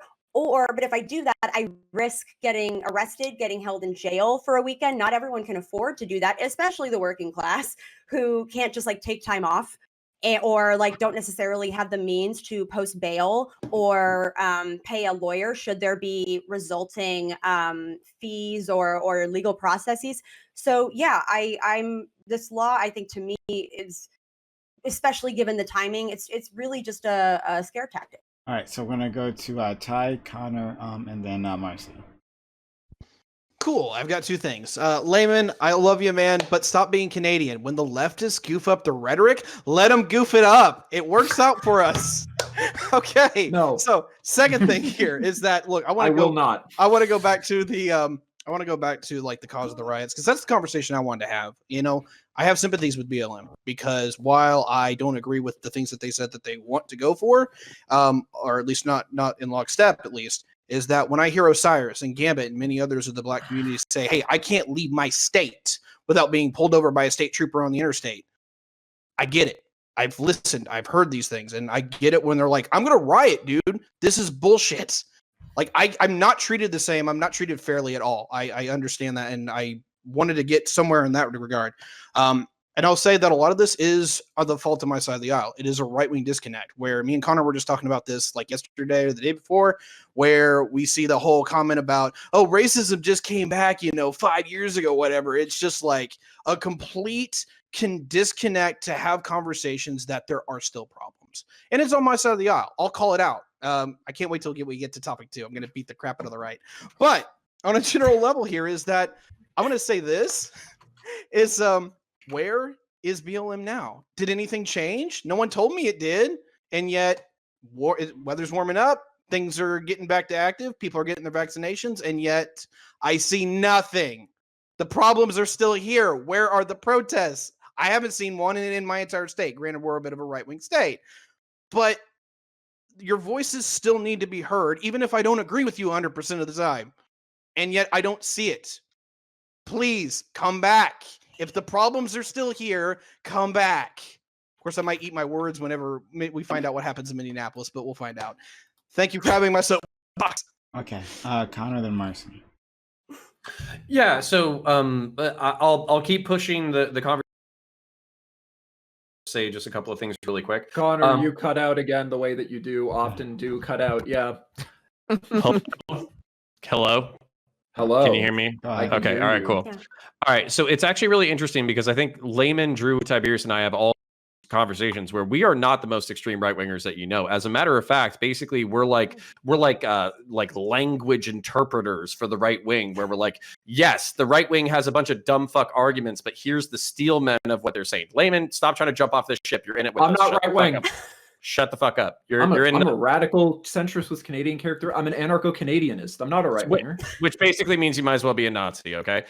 So basically, oh my God, let me talk. So basically, what the reason why the conversation diverged so quickly is because we don't agree on what's like toxically masculine, positively masculine. And as Pogan pointed out, I'm going to send an olive branch over here. Balance of power between civilians and the government is an incredibly fundamental thing. So I think the reason why we're so sensitive, or the reason why I'm so sensitive about it, is because this is something that we wouldn't necessarily agree on. I actually think that men saying, I am going to hold on to private arms, and if the government gets bad enough and tyrannical enough, we're going to destroy it, is actually a positive thing. You guys view that as toxic. I would ask you to revisit some historical examples. So for instance, would we want men in the Weimar Republic to see Nazi Germany rearing its ugly head and for them to be toxic enough to say, yeah, this is getting real fucking bad, real fucking quick, and we're going to fucking squash this out real quick. Getting back to the fucking riots, though, the main thing that I'm talking about, or the main thing that I think needs to be addressed, and I hope we all agree here, is police accountability. I actually have a prescription that not a lot of people like, which is basically creating new legislation for law enforcement officers that specifically takes into account their job, what they do, and creating appropriate punishments. Also, creating a every state police, the Florida Department of Law Enforcement has an investigative shoot team. They investigate every single police homicide inside the state. That team's roles should be expanded to include brutality and corruption. And they should basically investigate and prosecute those expanded laws. And that's how we create actual accountability, actual convictions, actual prison sentences for law enforcement officers who violate the law. And then Ty said something interesting, and this will be my last point. Where is BLM? Well, I remember about 6 months worth of fucking riots. And my frustration is that and protests. None of this is translated into legislation on behalf of left-wing and progressive politicians. And that's my frustration is you have the fucking political momentum, you have the fucking branches in order to do it, you need to fucking do something. If you don't like my idea, you think my idea is dog shit, then you need to come up with a better fucking idea and hold your representatives accountable. And I'm not saying you people in the room, I'm saying the left has the fucking ball and you seem fucking hellbound on fucking dropping it, losing the midterm, and losing your opportunity. Okay, so Marcy, and then we'll wrap things up. Oh, and you want the Trihex? You want to go then? All right, so Marcy, then Trihex, and then we'll wrap this topic up. So frustrating. All right, awesome. I just want to clarify a couple of things. First of all, I don't think any revolutionary ideation or kind of like dedication to rising up against a tyrannical government is in and of itself toxically masculine. I think that's a really weird kind of stance to attribute to me. What I think is that, and this is not a thing that I would say like needs to be addressed in any meaningful way through like law or whatever, more kind of a broad cultural shift. I find that a lot of the time when people do get into these kind of doomer, catastrophizing mentalities of like, well, the government's going to crack down on us any day now, we're going to have the totalitarian uprising, right? I think that can be informed by some toxically masculine attitudes. In the same way that I think people saying like we should execute pedophiles or something like that can be informed by some toxically masculine ideologies. Not because like the sentiment is wrong that pedophilia is bad, and not because the sentiment is wrong that the government might become like tyrannical at any point, but because the kind of fetishization of violence that leads people towards those immediate conclusions is in a lot of ways tied to toxic masculinity, right? We're going to get off this subject, but I just really quick have to say, I don't think you're a national Bolshevik, Pogan, but what I do think is that National Bolshevism is the logical conclusion of the argument that we can't mention certain things for fear of dividing the working class, right? Because a lot of the working class, I mean, I'm from Idaho, a lot of the working class here is like explicitly transphobic, explicitly racist. BLM is very divisive among the working class, right?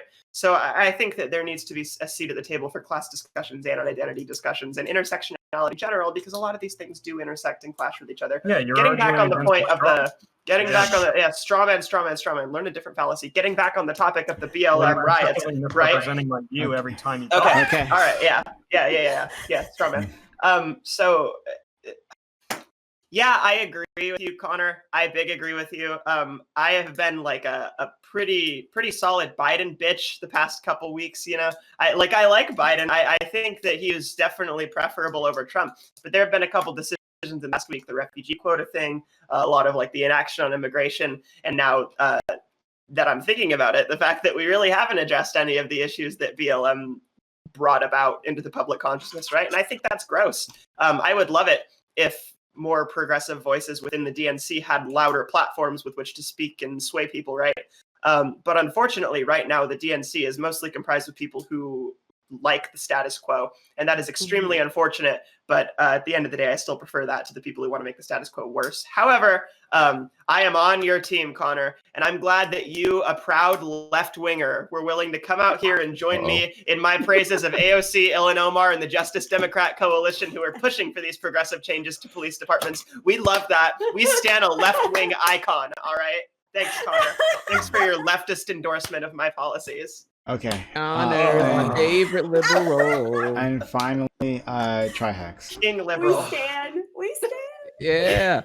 Hey, so I think it was Connor who was saying this earlier, actually. So I completely agree with you on the complaint that BLM ultimately did not result in any like definitive legislative advocacy, if I recall correctly. This is actually one of my biggest complaints about Black Lives Matter, the organization entirely, is that like, okay, yeah, they do shit, but like, what are you're treating the symptoms, but you're not actually going out there to really like get to the solution.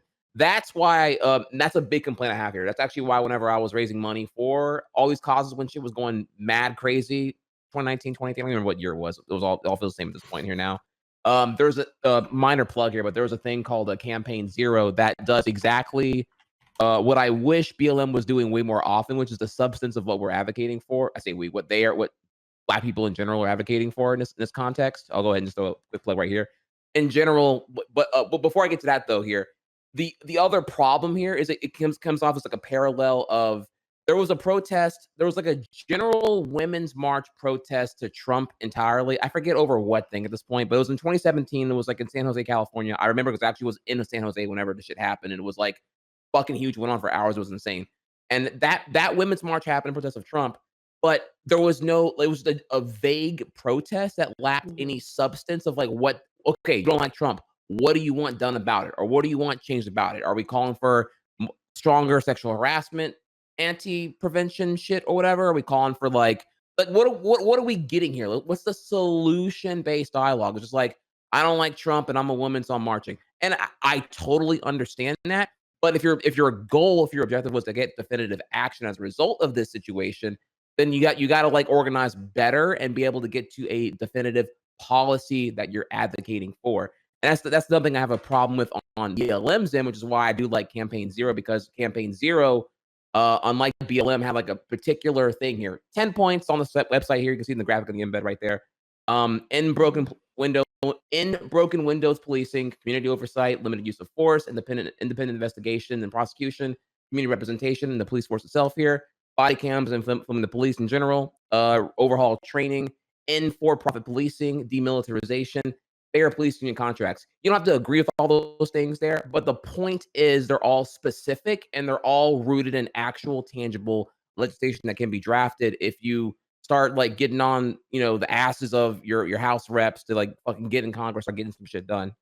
So I always like going back here to reinforcing that. So I just wanted to like drill that again real quick here. So I agreed with you, Connor, on that big time. And this is what I found as a solution there, because I actually found BLM kind of not the most comfortable to contribute towards, because I was like, well, what happens here, right? We're just going to continue to bail out protesters? Like, okay, which is sure, certainly we need that, yeah, because it's fucked up right now. But what's the bigger picture? Why are they getting arrested? What are they protesting, right? So that's kind of where I'm with you on that, actually. Yeah, Prime, I don't care if I address this in a close. Just say something on that. Sorry, you cut out. You cut out. I don't care if I say something in a closing, but I would love to say something about that. All right. Well, I'm done. Yeah.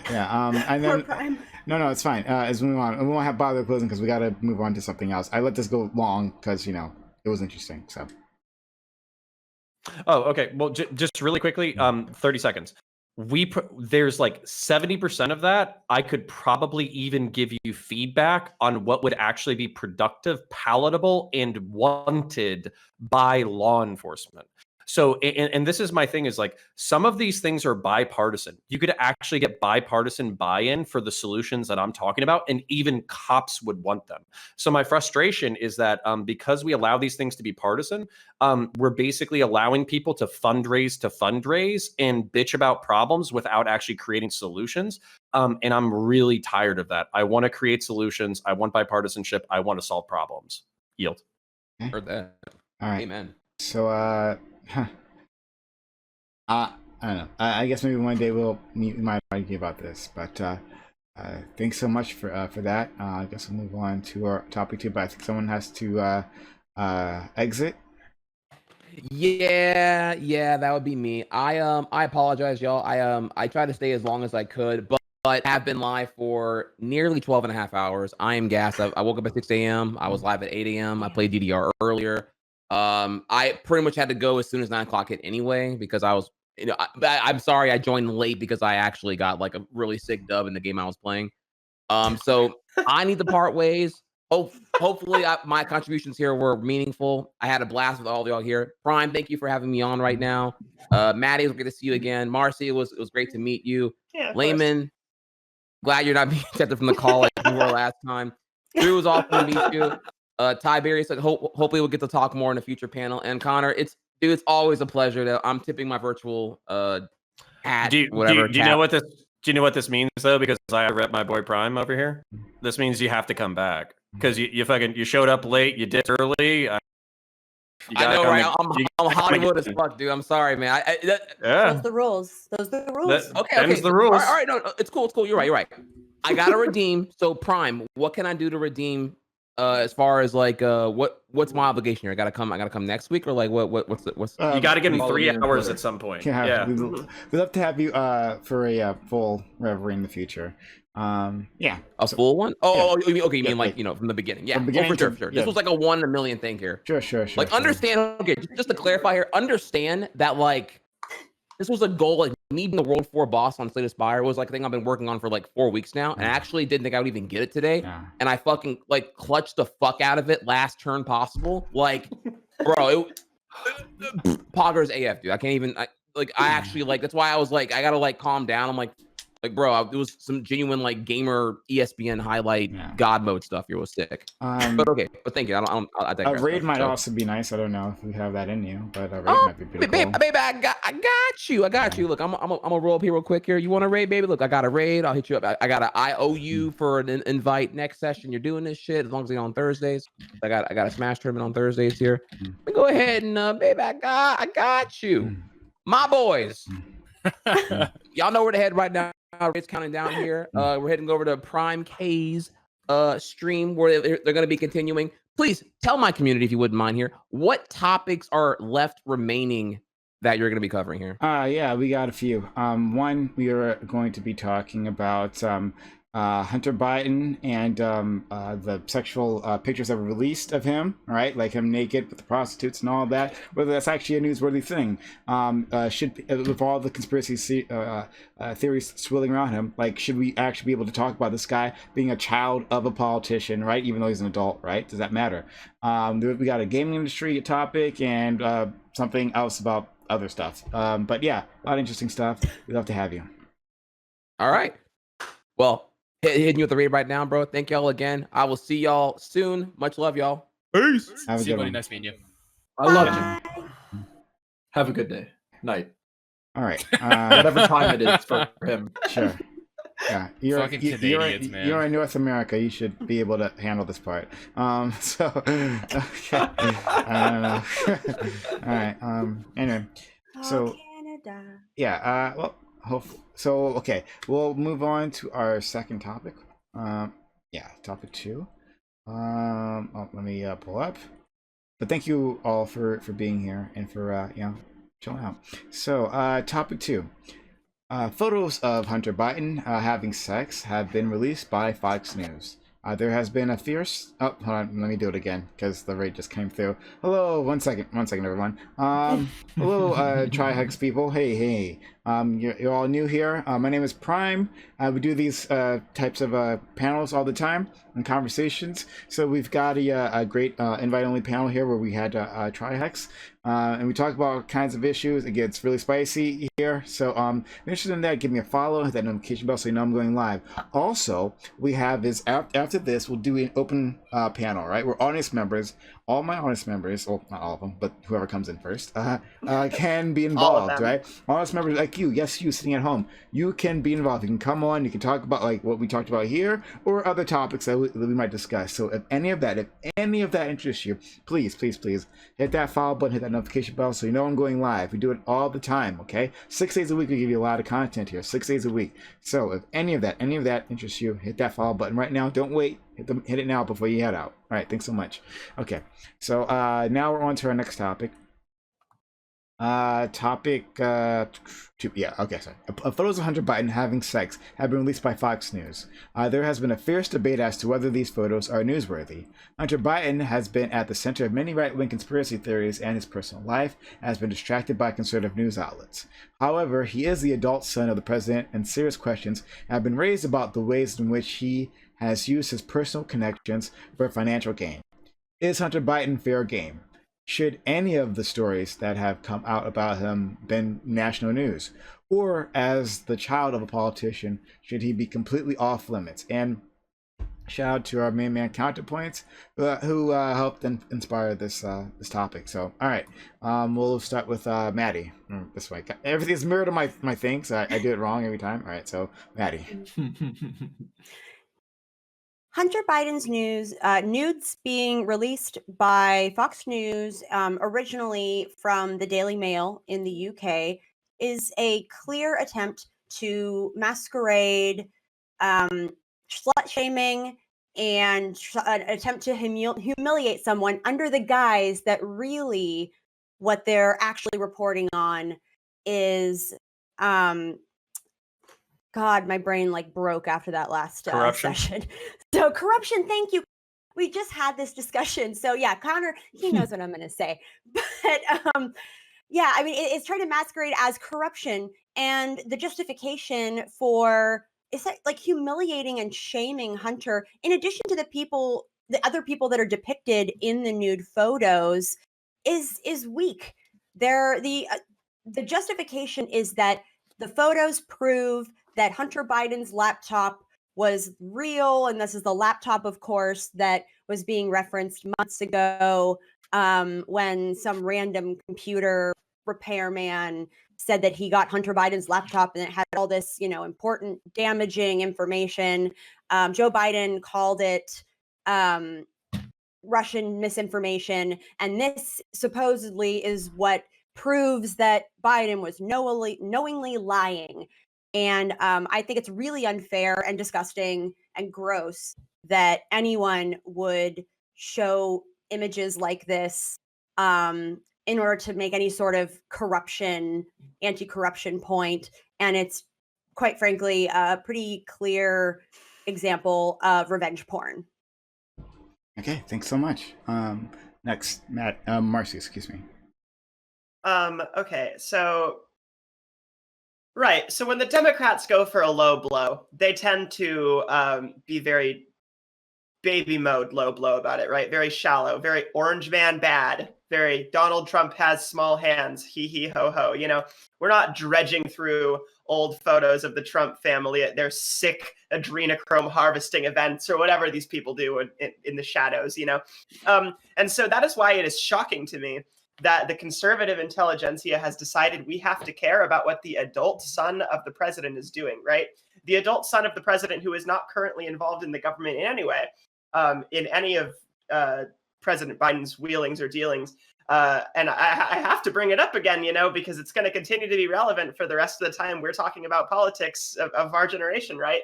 But the Trump family was firmly involved in their father's business while he was running the government, while they were running as like public advocates for Trumpism at CPAC and all these events, Turning Point USA. So, we can talk about corruption there. I don't necessarily think that Joe Biden having a fuck while his Squirtle doll watches, or Hunter Biden, not Joe Biden. I mean, Joe Biden could try it too. I'm not saying he didn't slay in his day, right? Yeah, but he has a Charmander doll. Right, yeah, they picked different starters at the beginning. Which is why Hunter Biden is destined to overcome his father. And never mind. But he's just, I just don't see why we have to smear the president because his son is a Chad who fucks. I don't know. I don't get why this is national news. Revenge porn is gross in all seriousness. Whether it's men or women, I think we need to normalize shitting on people who release revenge porn as much as possible because it's one of the worst things you can do to a person. But this is not exposing any meaningful corruption. It's exposing that Hunter Biden fucks, which is something that those of us who have looked at him before already fucking knew. All right. So we can have that discussion, but I don't think that this has anything to do with the president or corruption or any of this bullshit, right? Connor, go. King Liberal. I'll hand it over to you. Connor. Oh, Christ, you guys are a bunch of fucking savages. So, yeah, no, so I'm going to make the same points that I made on Hippy Dippy, which is basically that, there is potential. We need to separate this conversation out. There's two different conversations to be had at once. Is revenge porn bad? That's the first conversation. My answer is yes. The second one is public corruption bad? My answer is also yes. There is some evidence to suggest that Hunter Biden was peddling influence for money. Whether or not that was solely for his private benefit or for the benefit of others is an open question that's under investigation. And why did right-wingers, Fox News in particular, and why do right-wingers defend leaking pictures of Hunter Biden's honking penis? It's because if you attach sex to political stories, people are never going to forget. So for instance, I'm going to spread a little bit of gossip. The actress from Mulan was allegedly one of the women who was having sex with Hunter Biden. Somebody said foot job. So I don't know if that's true, but I will never forget the word Hunter Biden, Joe Biden, corruption, foot job in Mulan for the rest of my life. In 30 years, I will still be remembering this story. So final point before I yield.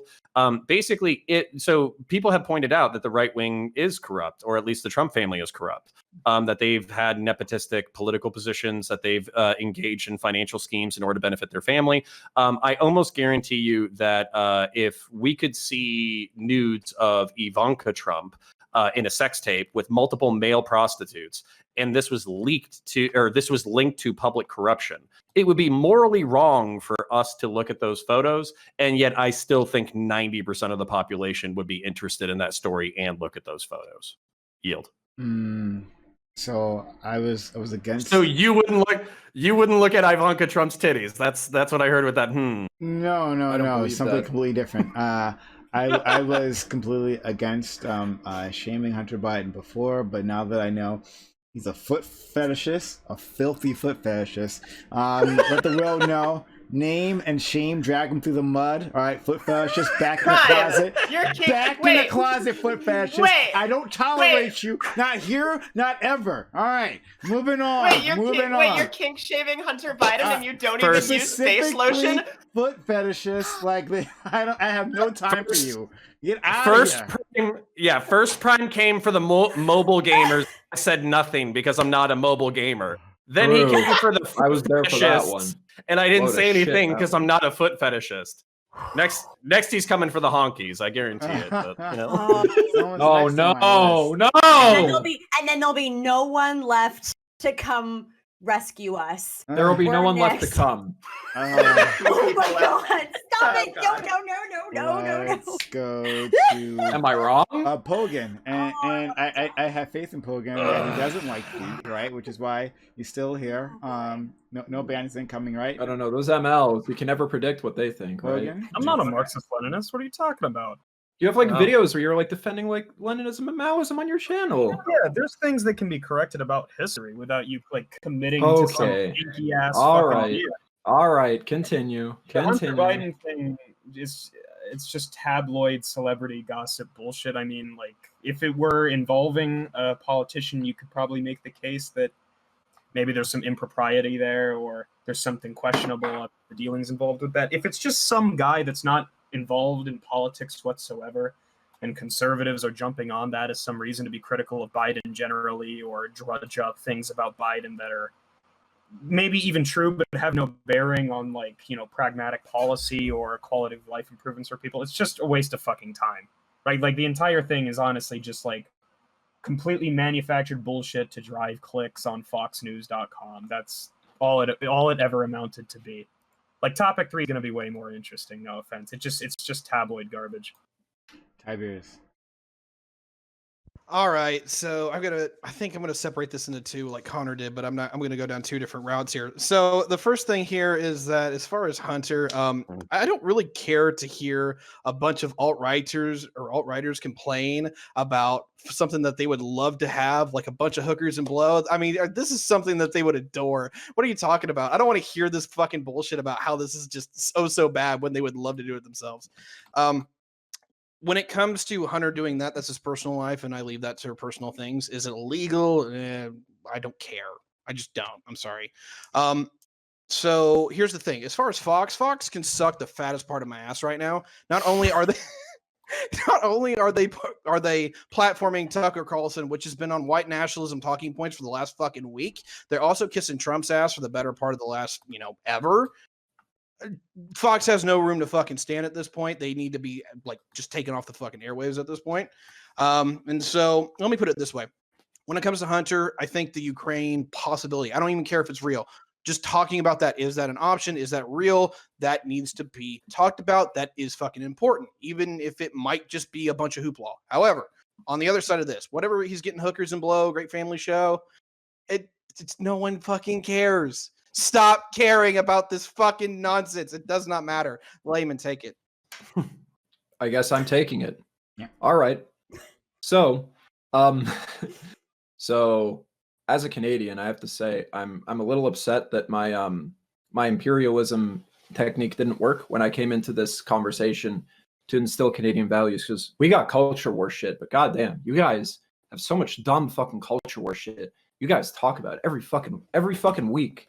It's something ridiculous. No. But if I'm gonna give an actual take, I'll just quickly get the revenge porn take out of the way, because that was the main topic of Dylan Burns, which I was on, where I got really heated over revenge porn. So I'll just say real quick, revenge porn should be a federal crime like it is in Canada. It's not in the US.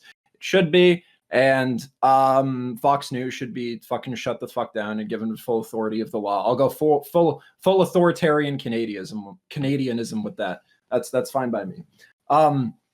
As far as its relationship to the whole Hunter Biden scandal thing, I pretty much agree with Pogan. He's like the least likely person I would agree with on this panel, given our ideological differences. But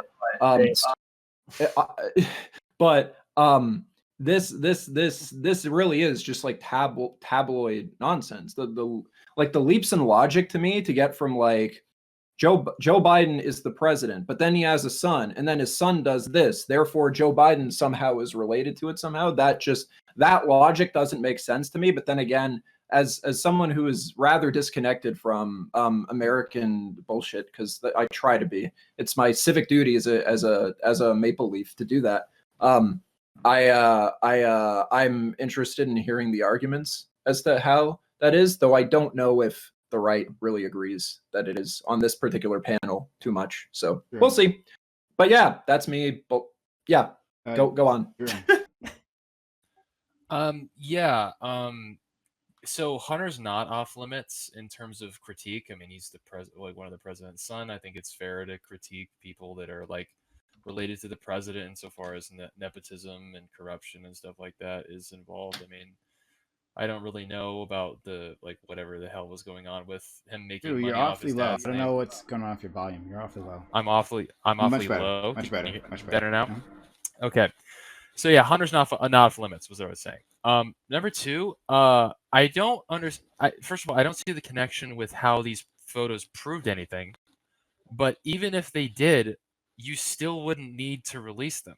So you can still have them as evidence of whatever you have, and you don't need, as a media organization, to release them to the public.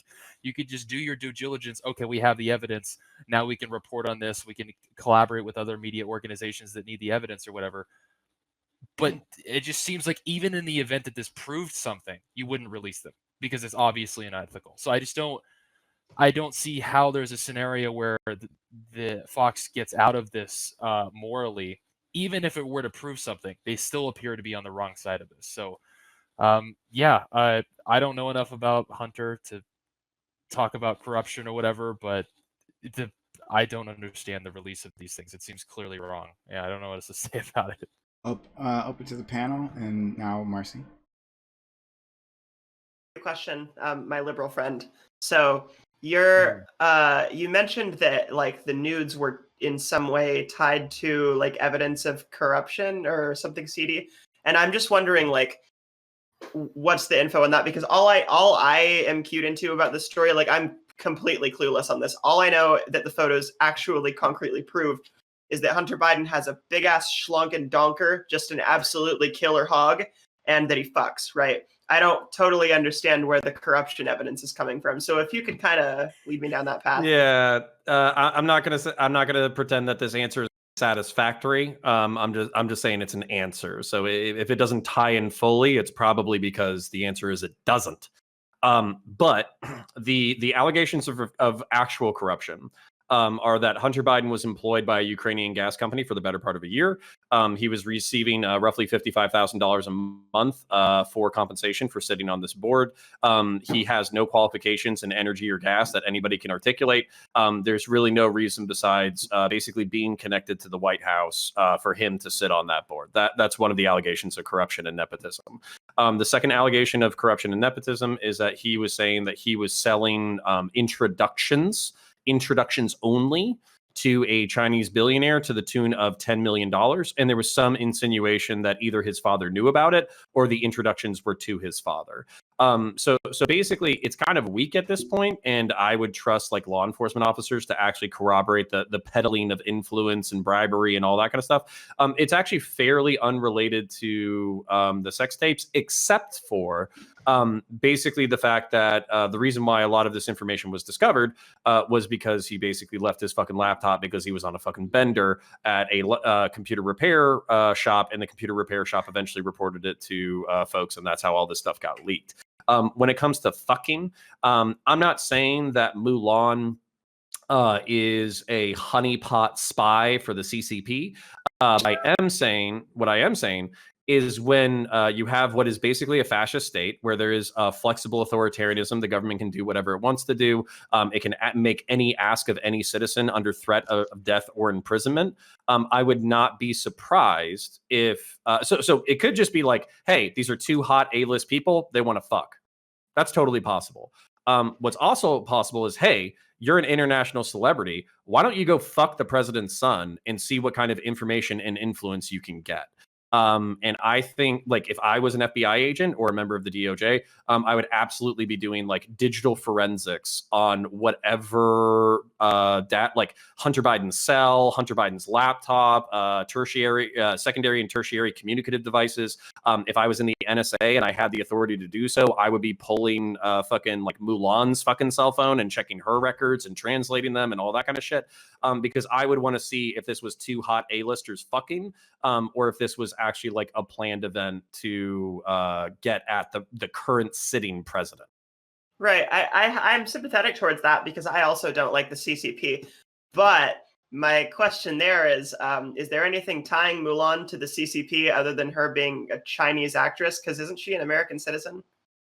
That's an interesting question. I don't know. I don't believe she's an American citizen. I think, or she might be a dual citizen, because I know that like there was questions, I think it was like a while back, but she had kind of dropped off the face of the earth like briefly, and it was inferred that it was due to something with the CCP.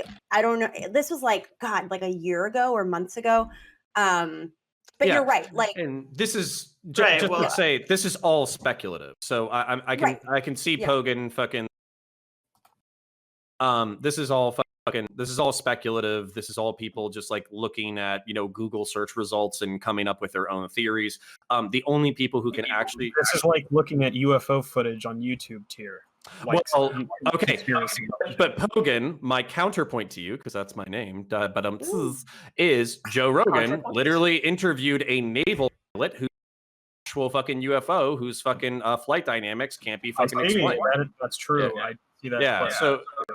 So just because you're pulling on a thread without a lot of information doesn't mean that there isn't something there. Our ability to know it is very limited, though. No, I'm sure there's an element of like legitimate backyard dealing or suspicious behavior from somebody in the situation, right? I agree. Like I'd happily concede. We're talking about the fucking United States government. Clearly, right? It's likely if the president's son is involved, some degree of corruption is possible. Certainly.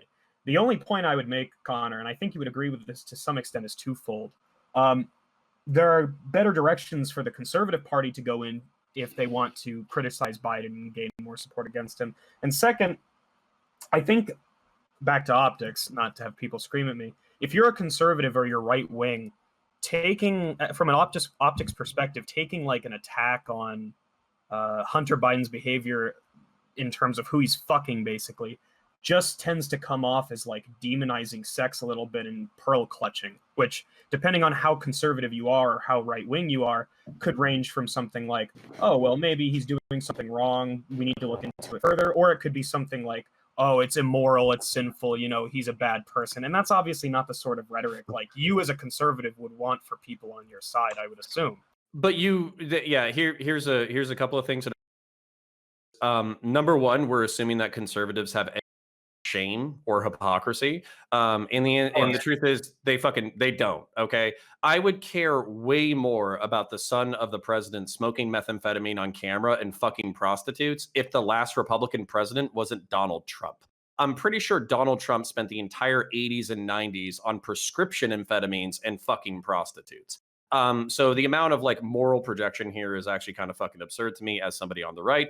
But this is kind of the problem with the right. And I think it's the problem with Democrats, right?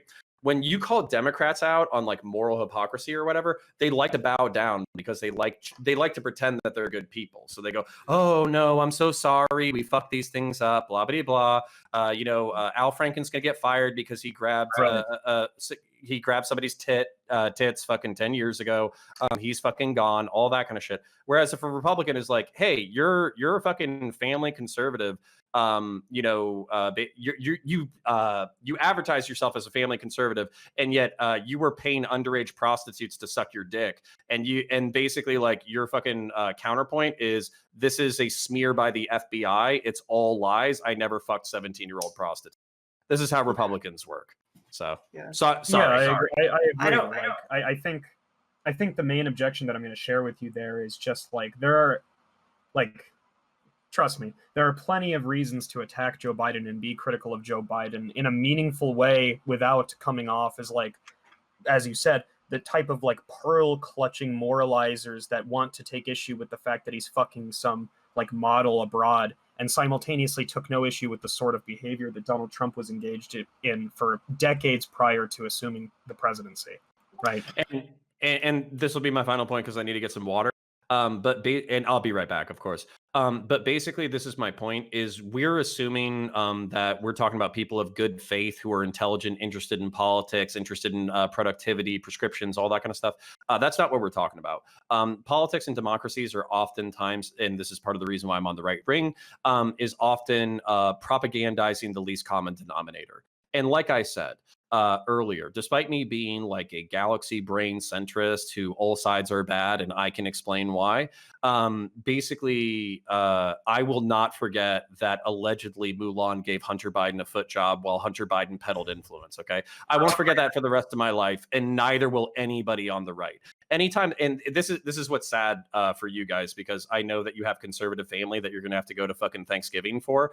Basically what's gonna happen is you're gonna start talking shit about fucking President Trump and his family, and basically rather than addressing whether or not Trump is a shitbag, instead they're going to go, but Hunter Biden was caught smoking meth. Hunter Biden was fucking prostitutes. Hunter Biden was taking money from Ukrainian gas companies and from the CCP. Did you know that he banged Mulan and maybe got a foot job? And basically that's going to be the entire conversation. So I'm sorry for your future Thanksgivings.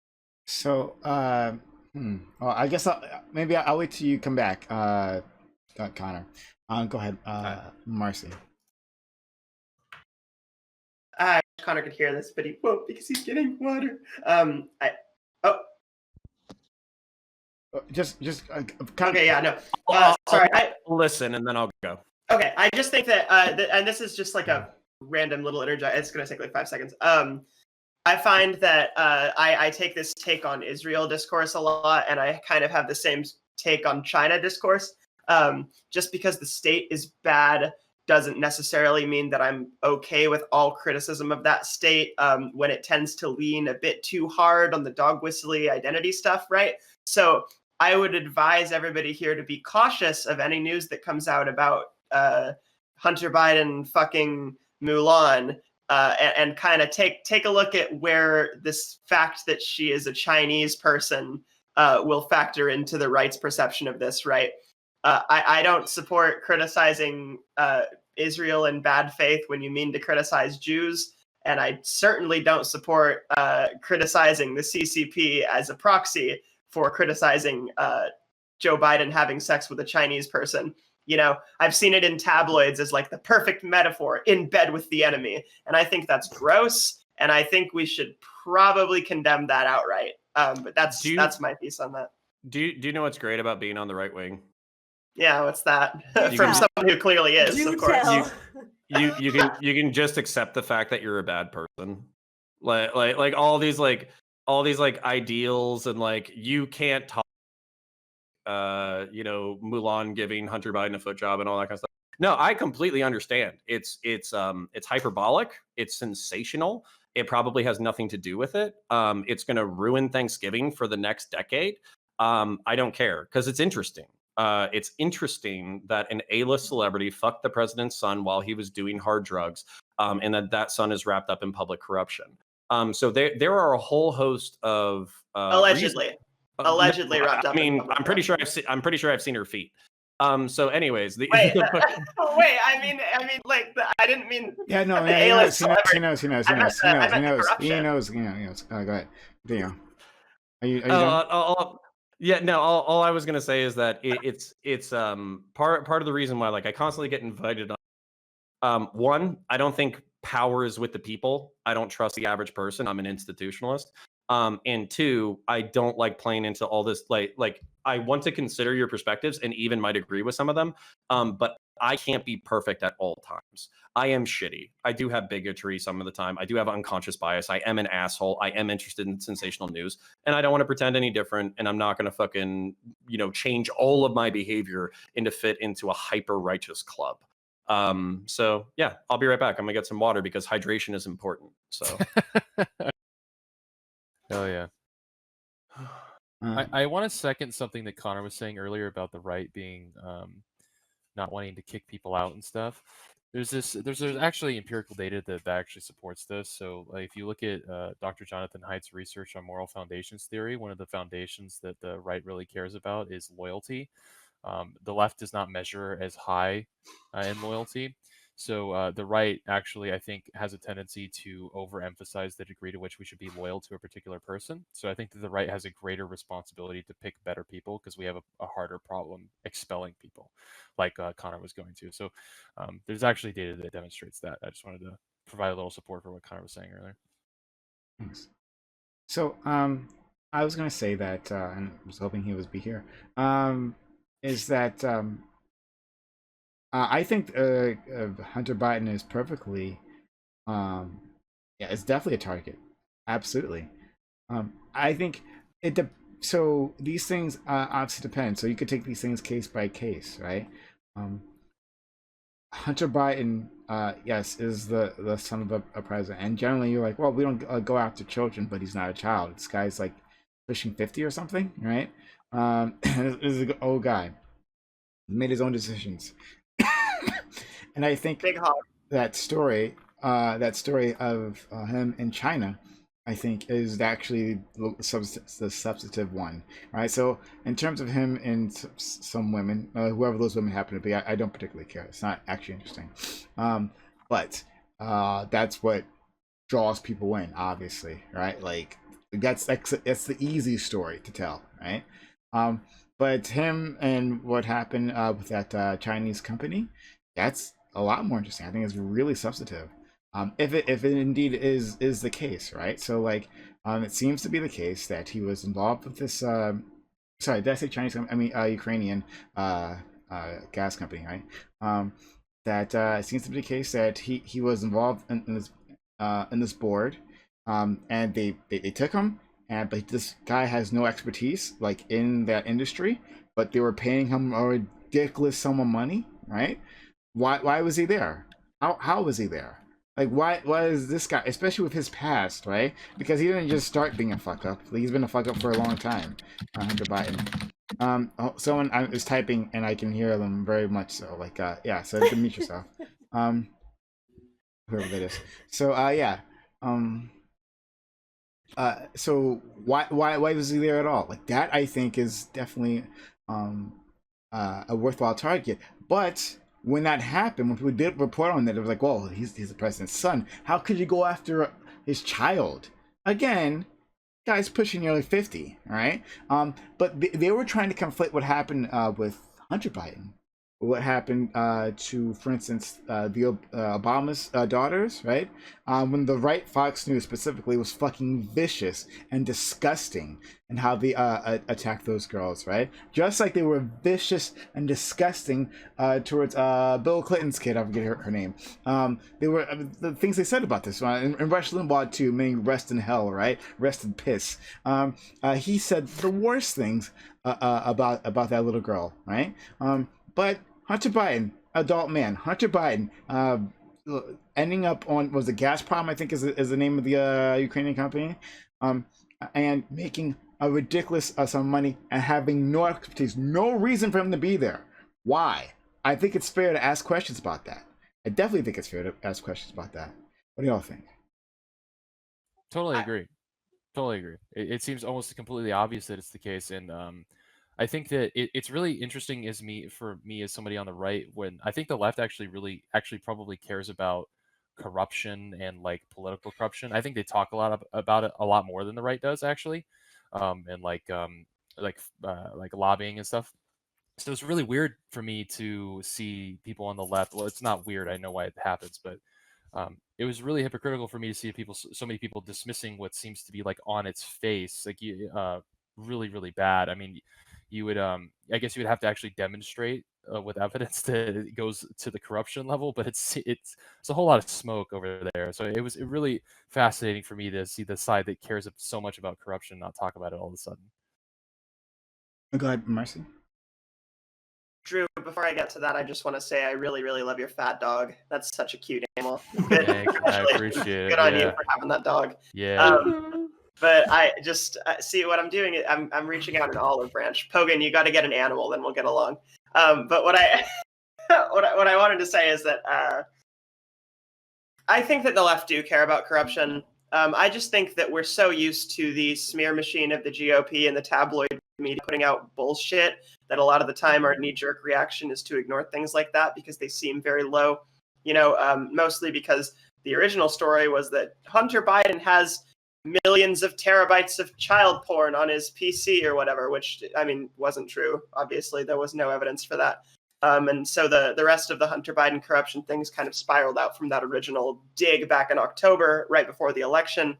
And so a lot of people were very, not necessarily willing to listen to any critique of Hunter Biden. But as this new information comes out, and Connor, I mean, I have no way of looking into the things you were talking about, but if that stuff is real, then yeah, it's legitimately a bit concerning to me that somebody like Hunter Biden with no qualifications and very little kind of experience in government is sitting on these boards and handling foreign relations in this way. I think that's a bit weird, and I think that it should be looked into by an unbiased investigating body. However, tabloid media lies like a fucking rug, and the other day I was in my local grocery store and I saw a tabloid that said Joe Biden had created the coronavirus in a lab with Obama in Wuhan, China, and it's a cavalcade of bullshit, and if they get one Where did he find the time?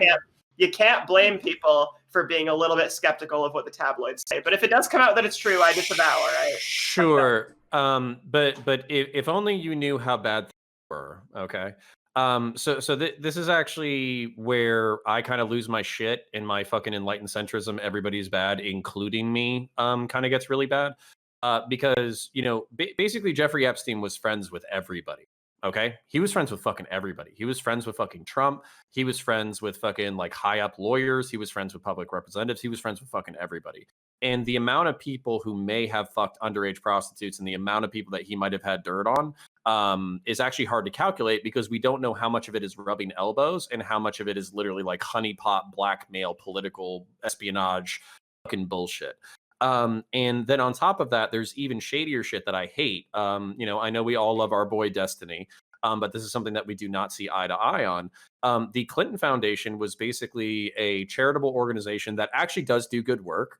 They send out voting machines and they fucking, do immunization programs and all that kind of shit. But they do have a decent amount of administrative overhead, including the salary of Chelsea Clinton. And they were accepting donations from foreign governments while Hillary Clinton was Secretary of State. How that is not the most disgusting conflict of interest that I could possibly think of, that the Secretary of State had an open charitable organization that national governments could donate to while she was sitting. I have no fucking idea how this is anything besides public corruption. And then on top of that, to have a child who's taking a lucrative salary from that charitable organization at the same time. So what kind of comes back when shitlibs, sorry, Destiny, but when fucking shitlibs say, was this illegal? I don't give a fuck if it's illegal. Sorry, Pogan, I can hear myself. So basically, I don't give a fuck if it's illegal. It fucking should be. Our public representatives should receive their fucking salaries. They should put their wealth into a blind trust. They should not be able to be openly bribed by foreign governments, and they shouldn't be able to get their kids cushy fucking jobs that they're not qualified for through which to launder foreign money into the family trust. Not only that, one more point, and then I'll fucking yield. I think I bring this up. I think it's Nancy Pelosi. It's not even Dianne Feinstein.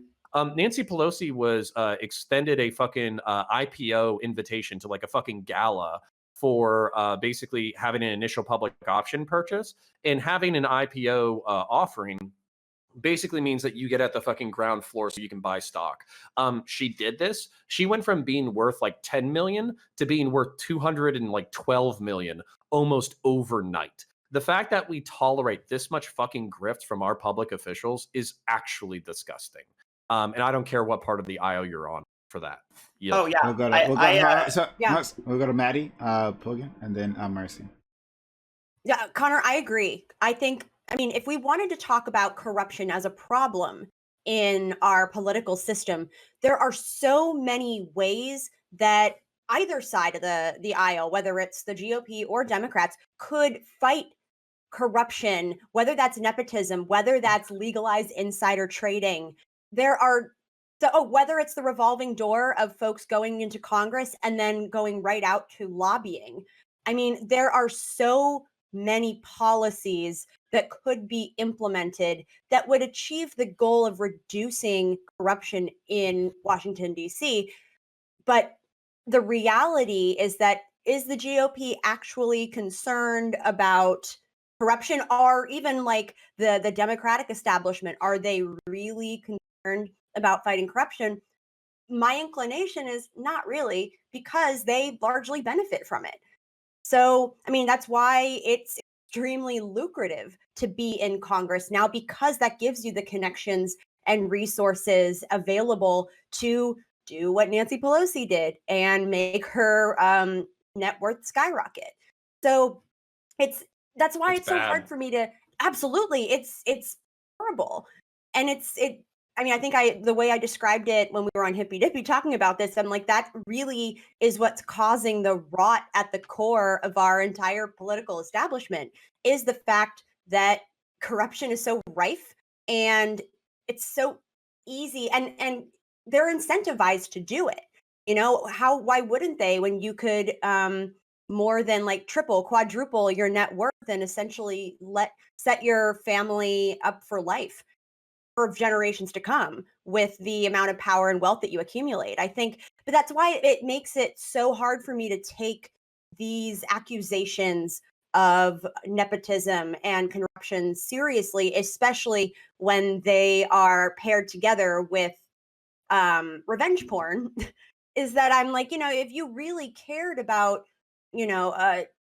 getting rid of corruption or curbing corruption in Washington, D.C., then you would support and push policy that achieves that.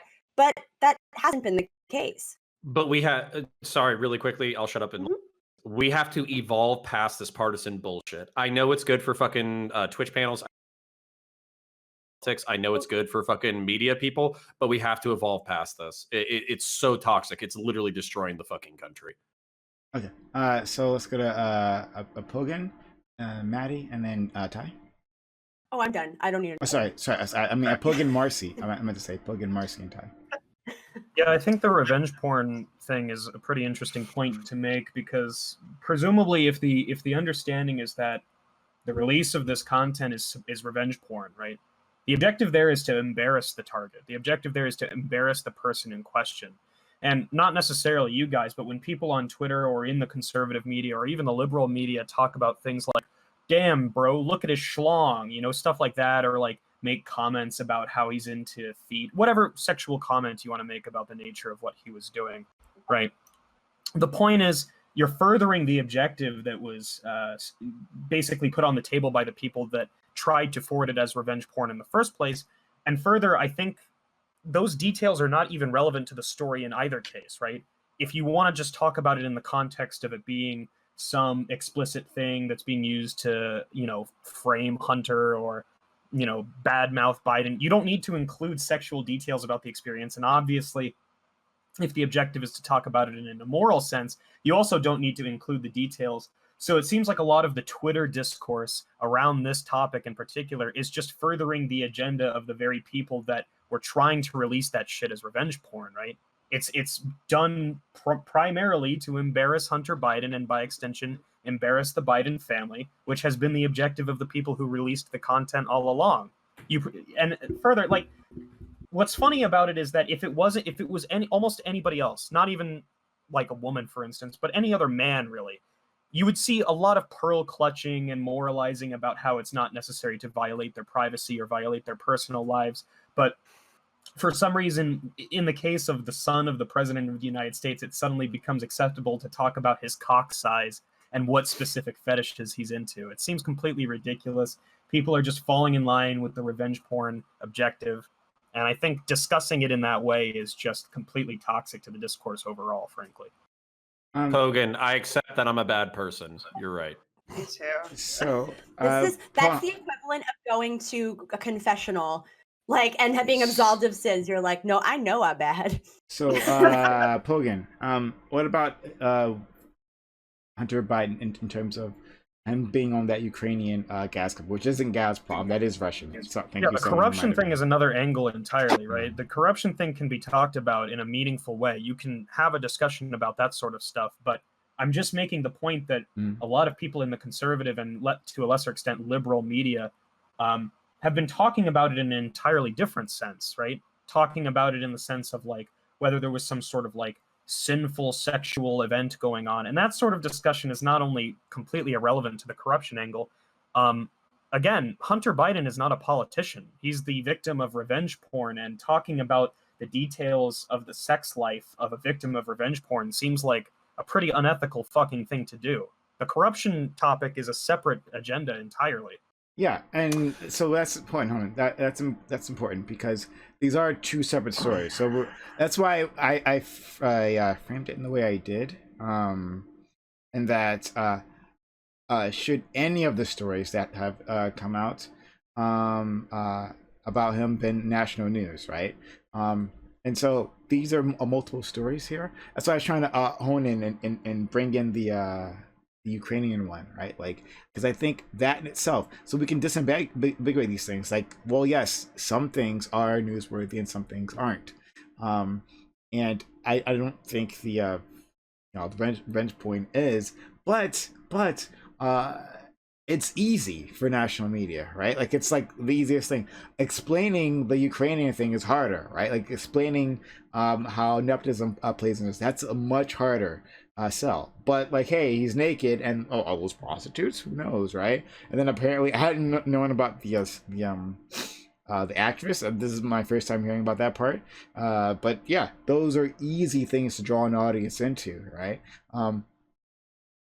So oftentimes I hear, when I hear it from my normie friends who don't actually follow politics, when I hear these stories from them, I know like it's penetrated, right? It's penetrated like the general society, right? Because those people, they never talk about like the deeper issues, right? Most people, like most civilians, when they get to it, they don't talk about the deeper political issues that these things might have anything to do with. So when it's salacious, that's why we had Anthony Weiner. That's why that penetrated, because it was so easy. Well, penetrated with Weiner. It was. I'm sorry, I didn't mean to do that. I didn't mean to do it. But it was such an easy story to do, because it was salacious. You know, like it was happening to politics, but that was kind of incidental. It was just that a well-known person somewhere got caught doing something bad that had to do with sex, and his name was Weiner. So it's really sad. Okay, so we'll go to let's go to Ty. All right, so I got two things. Partisanship's an issue. We definitely have talked about that here, there, and everywhere. Although I'm part of it, like I want the right wing to do well. I want a strong, capable right wing that represents what I like, but also there's levels to give and take. So I'll table that for now. Connor was getting on this one, which I really wanted to get on, which we haven't had this conversation yet, Connor. So maybe that's this Sunday. But rewards for politics is fucked up, because the job doesn't pay you nearly what the influence does. And in any other situation, that would be you're largely inverted. And so we need to have a real conversation with it. I've done this with the right, but I haven't really penetrated the left with this at all. The job itself for Congress, a congressional representative, is $167,000 a year. You get healthcare and a few other perks, but most of the real wealth building stuff is from the outside. It's from campaign contributions and then having the gravy train rolled out, you know, whether you after you retire or on the side. That's screwed up. Now, there's levels where I do like to actually have people come to you and say, hey, I've got money, I'm willing to help you out. But there's a danger in that. There's a danger in having money just take over the entire conversation completely writ large. And so the point that I'm trying to make here is, one, money in politics, yes, it needs to have a real conversation. Two is that, are we paying people enough for this job? I know $176,000 seems like a lot to people, especially working class people, but my congressional representative in this area is paid $3 million every election cycle in campaign contributions. That's for both sides of the aisle. And the presidency's $1 billion. That is how much people find that this is worth. And dare I say, market economics, anyone? But if people are willing to throw that level of money to get your ass into office, even if you might lose, that means that these jobs are way more important and way more valuable than what we're paying for them now. Okay, let's go to Marcy and then Connor. It's only a 2-syllable name. Okay, first of all, I just wanted to start off the bat by saying Prime said penetrate, Prime said wiener. Everybody have fun with that. Second of all, Prime, I don't know if you were looking at my messages in the StreamYard chat, but I do have to sign off. I got to go get my partner from work, so this is my closing statement on this topic. And in general, right? So I apologize for my breach of ethics, commenting on the size of Hunter Biden's badonker.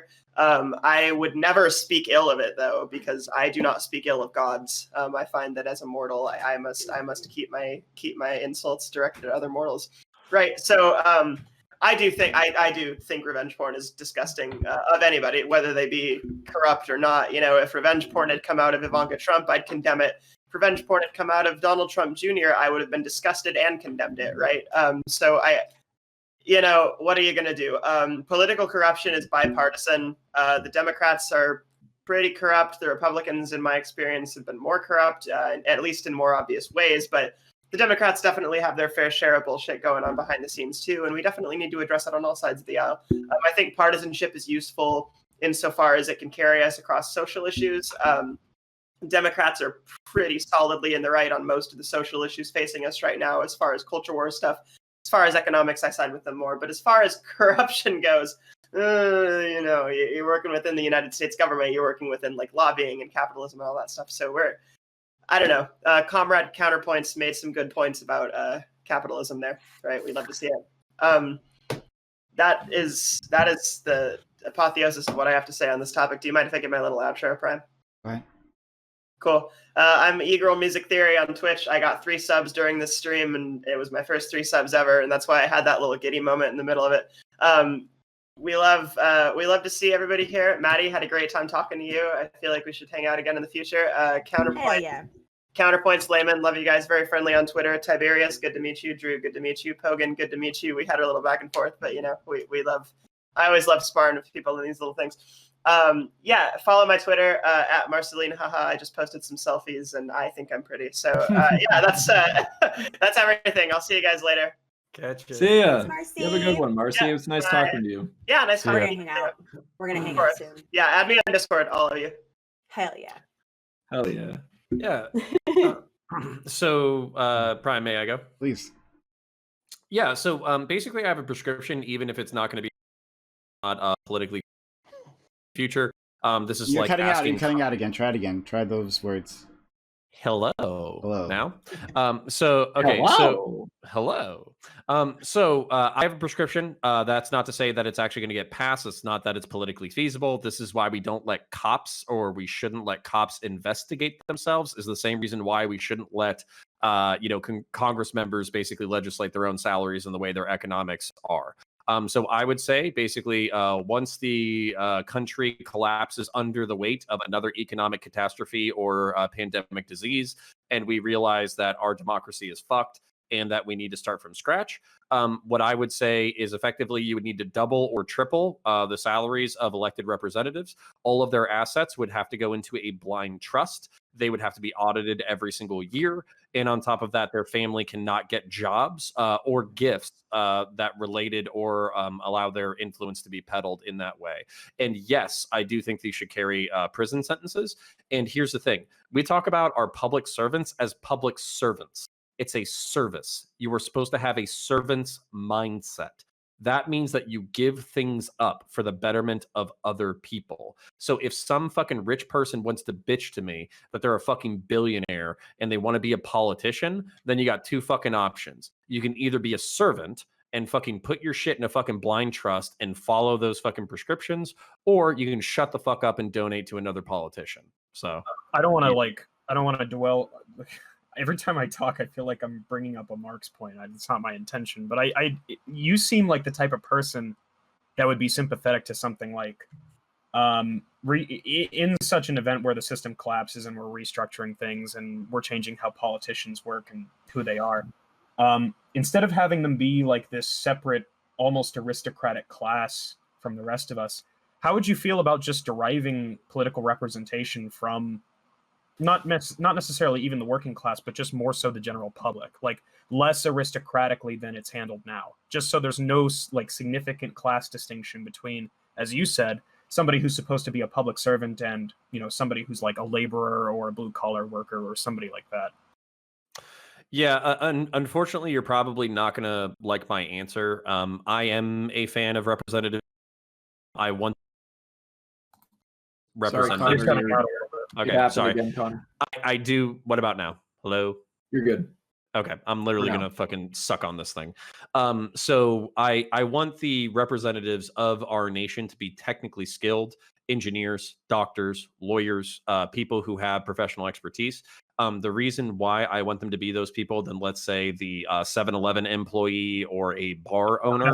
That's not exactly what I meant. Like okay, sure. I would include the people that you just rattled off as people in that class that I'm talking about. I don't mean like a factory worker. Yeah, sure. If you're talking about like the bourgeois or something, then sure. As a matter of fact, I would say this too. Once we get to fusion power and automation literally throwing 70 to 80% of the workforce out of jobs, I am infinitely more friendly to socialism than I am right now. My primary beefs with socialism as a concept is, one, I don't know how you ban the bourgeois class without revolutionary violence.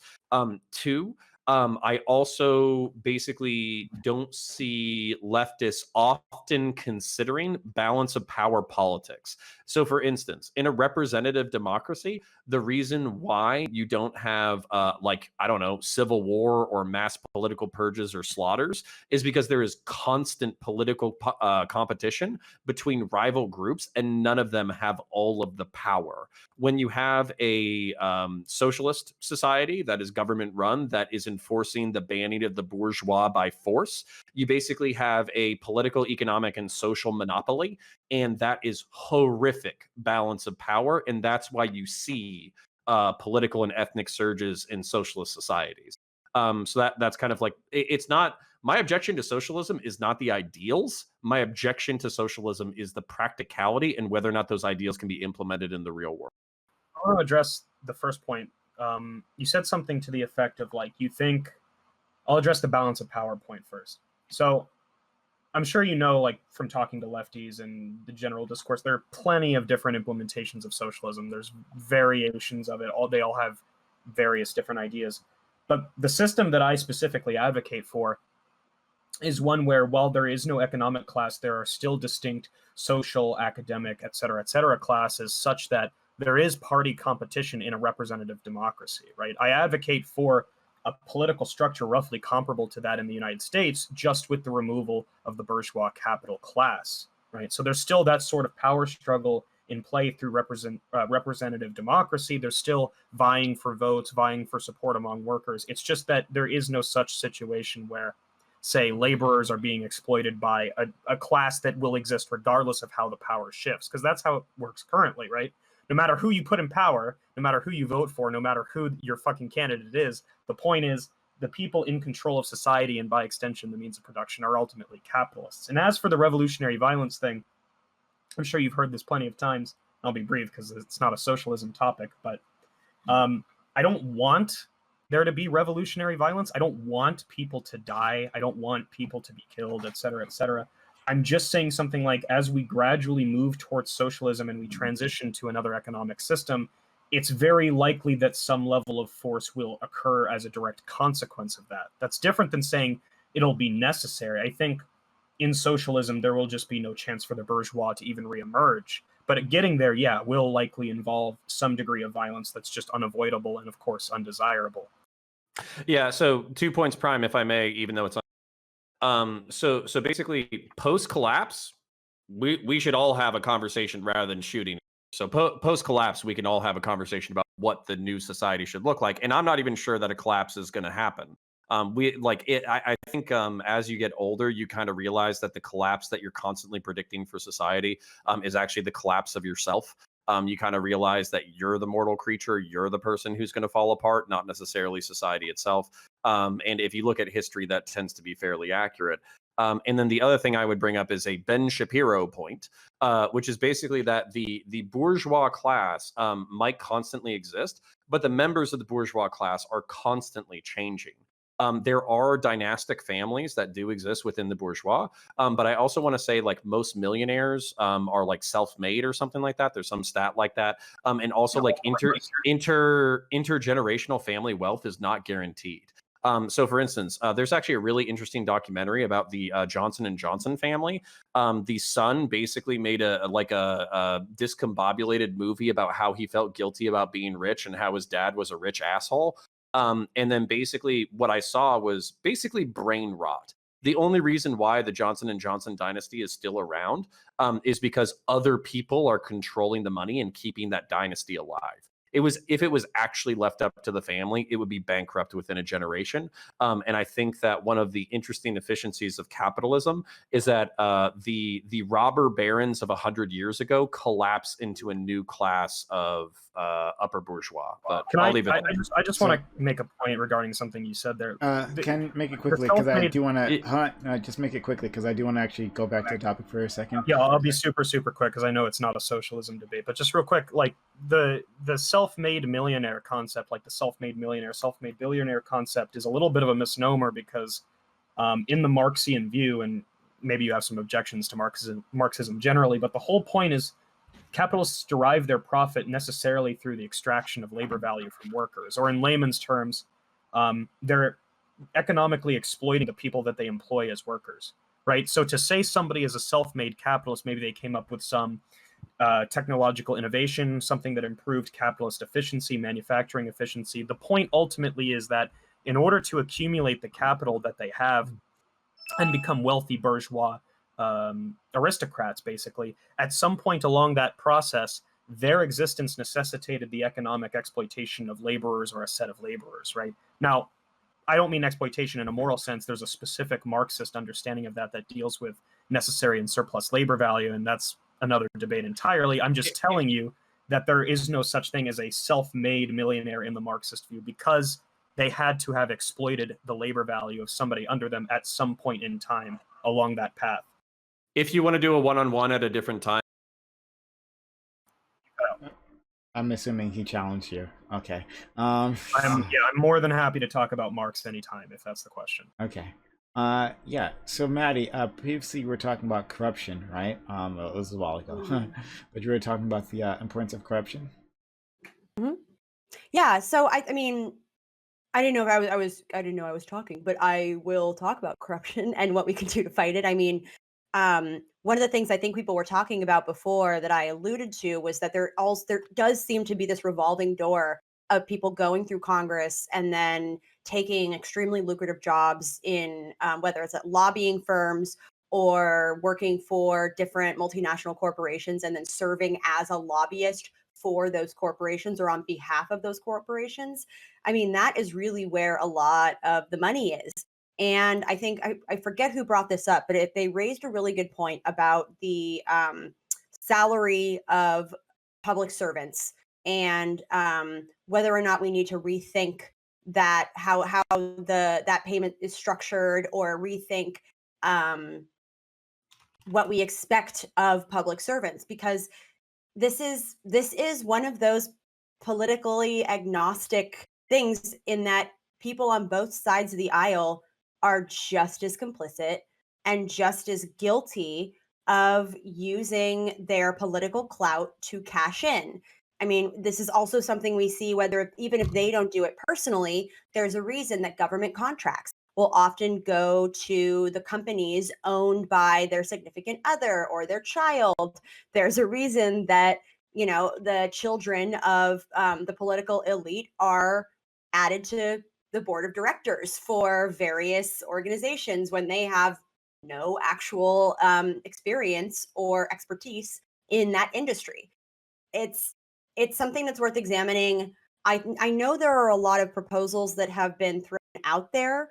I was a supporter of Elizabeth Warren in the last election, and one of her biggest far-reaching platforms and plans was her anti-corruption plan, which touched on a number of different things and really addressed corruption in every facet of government. And I think that is a decent place to start.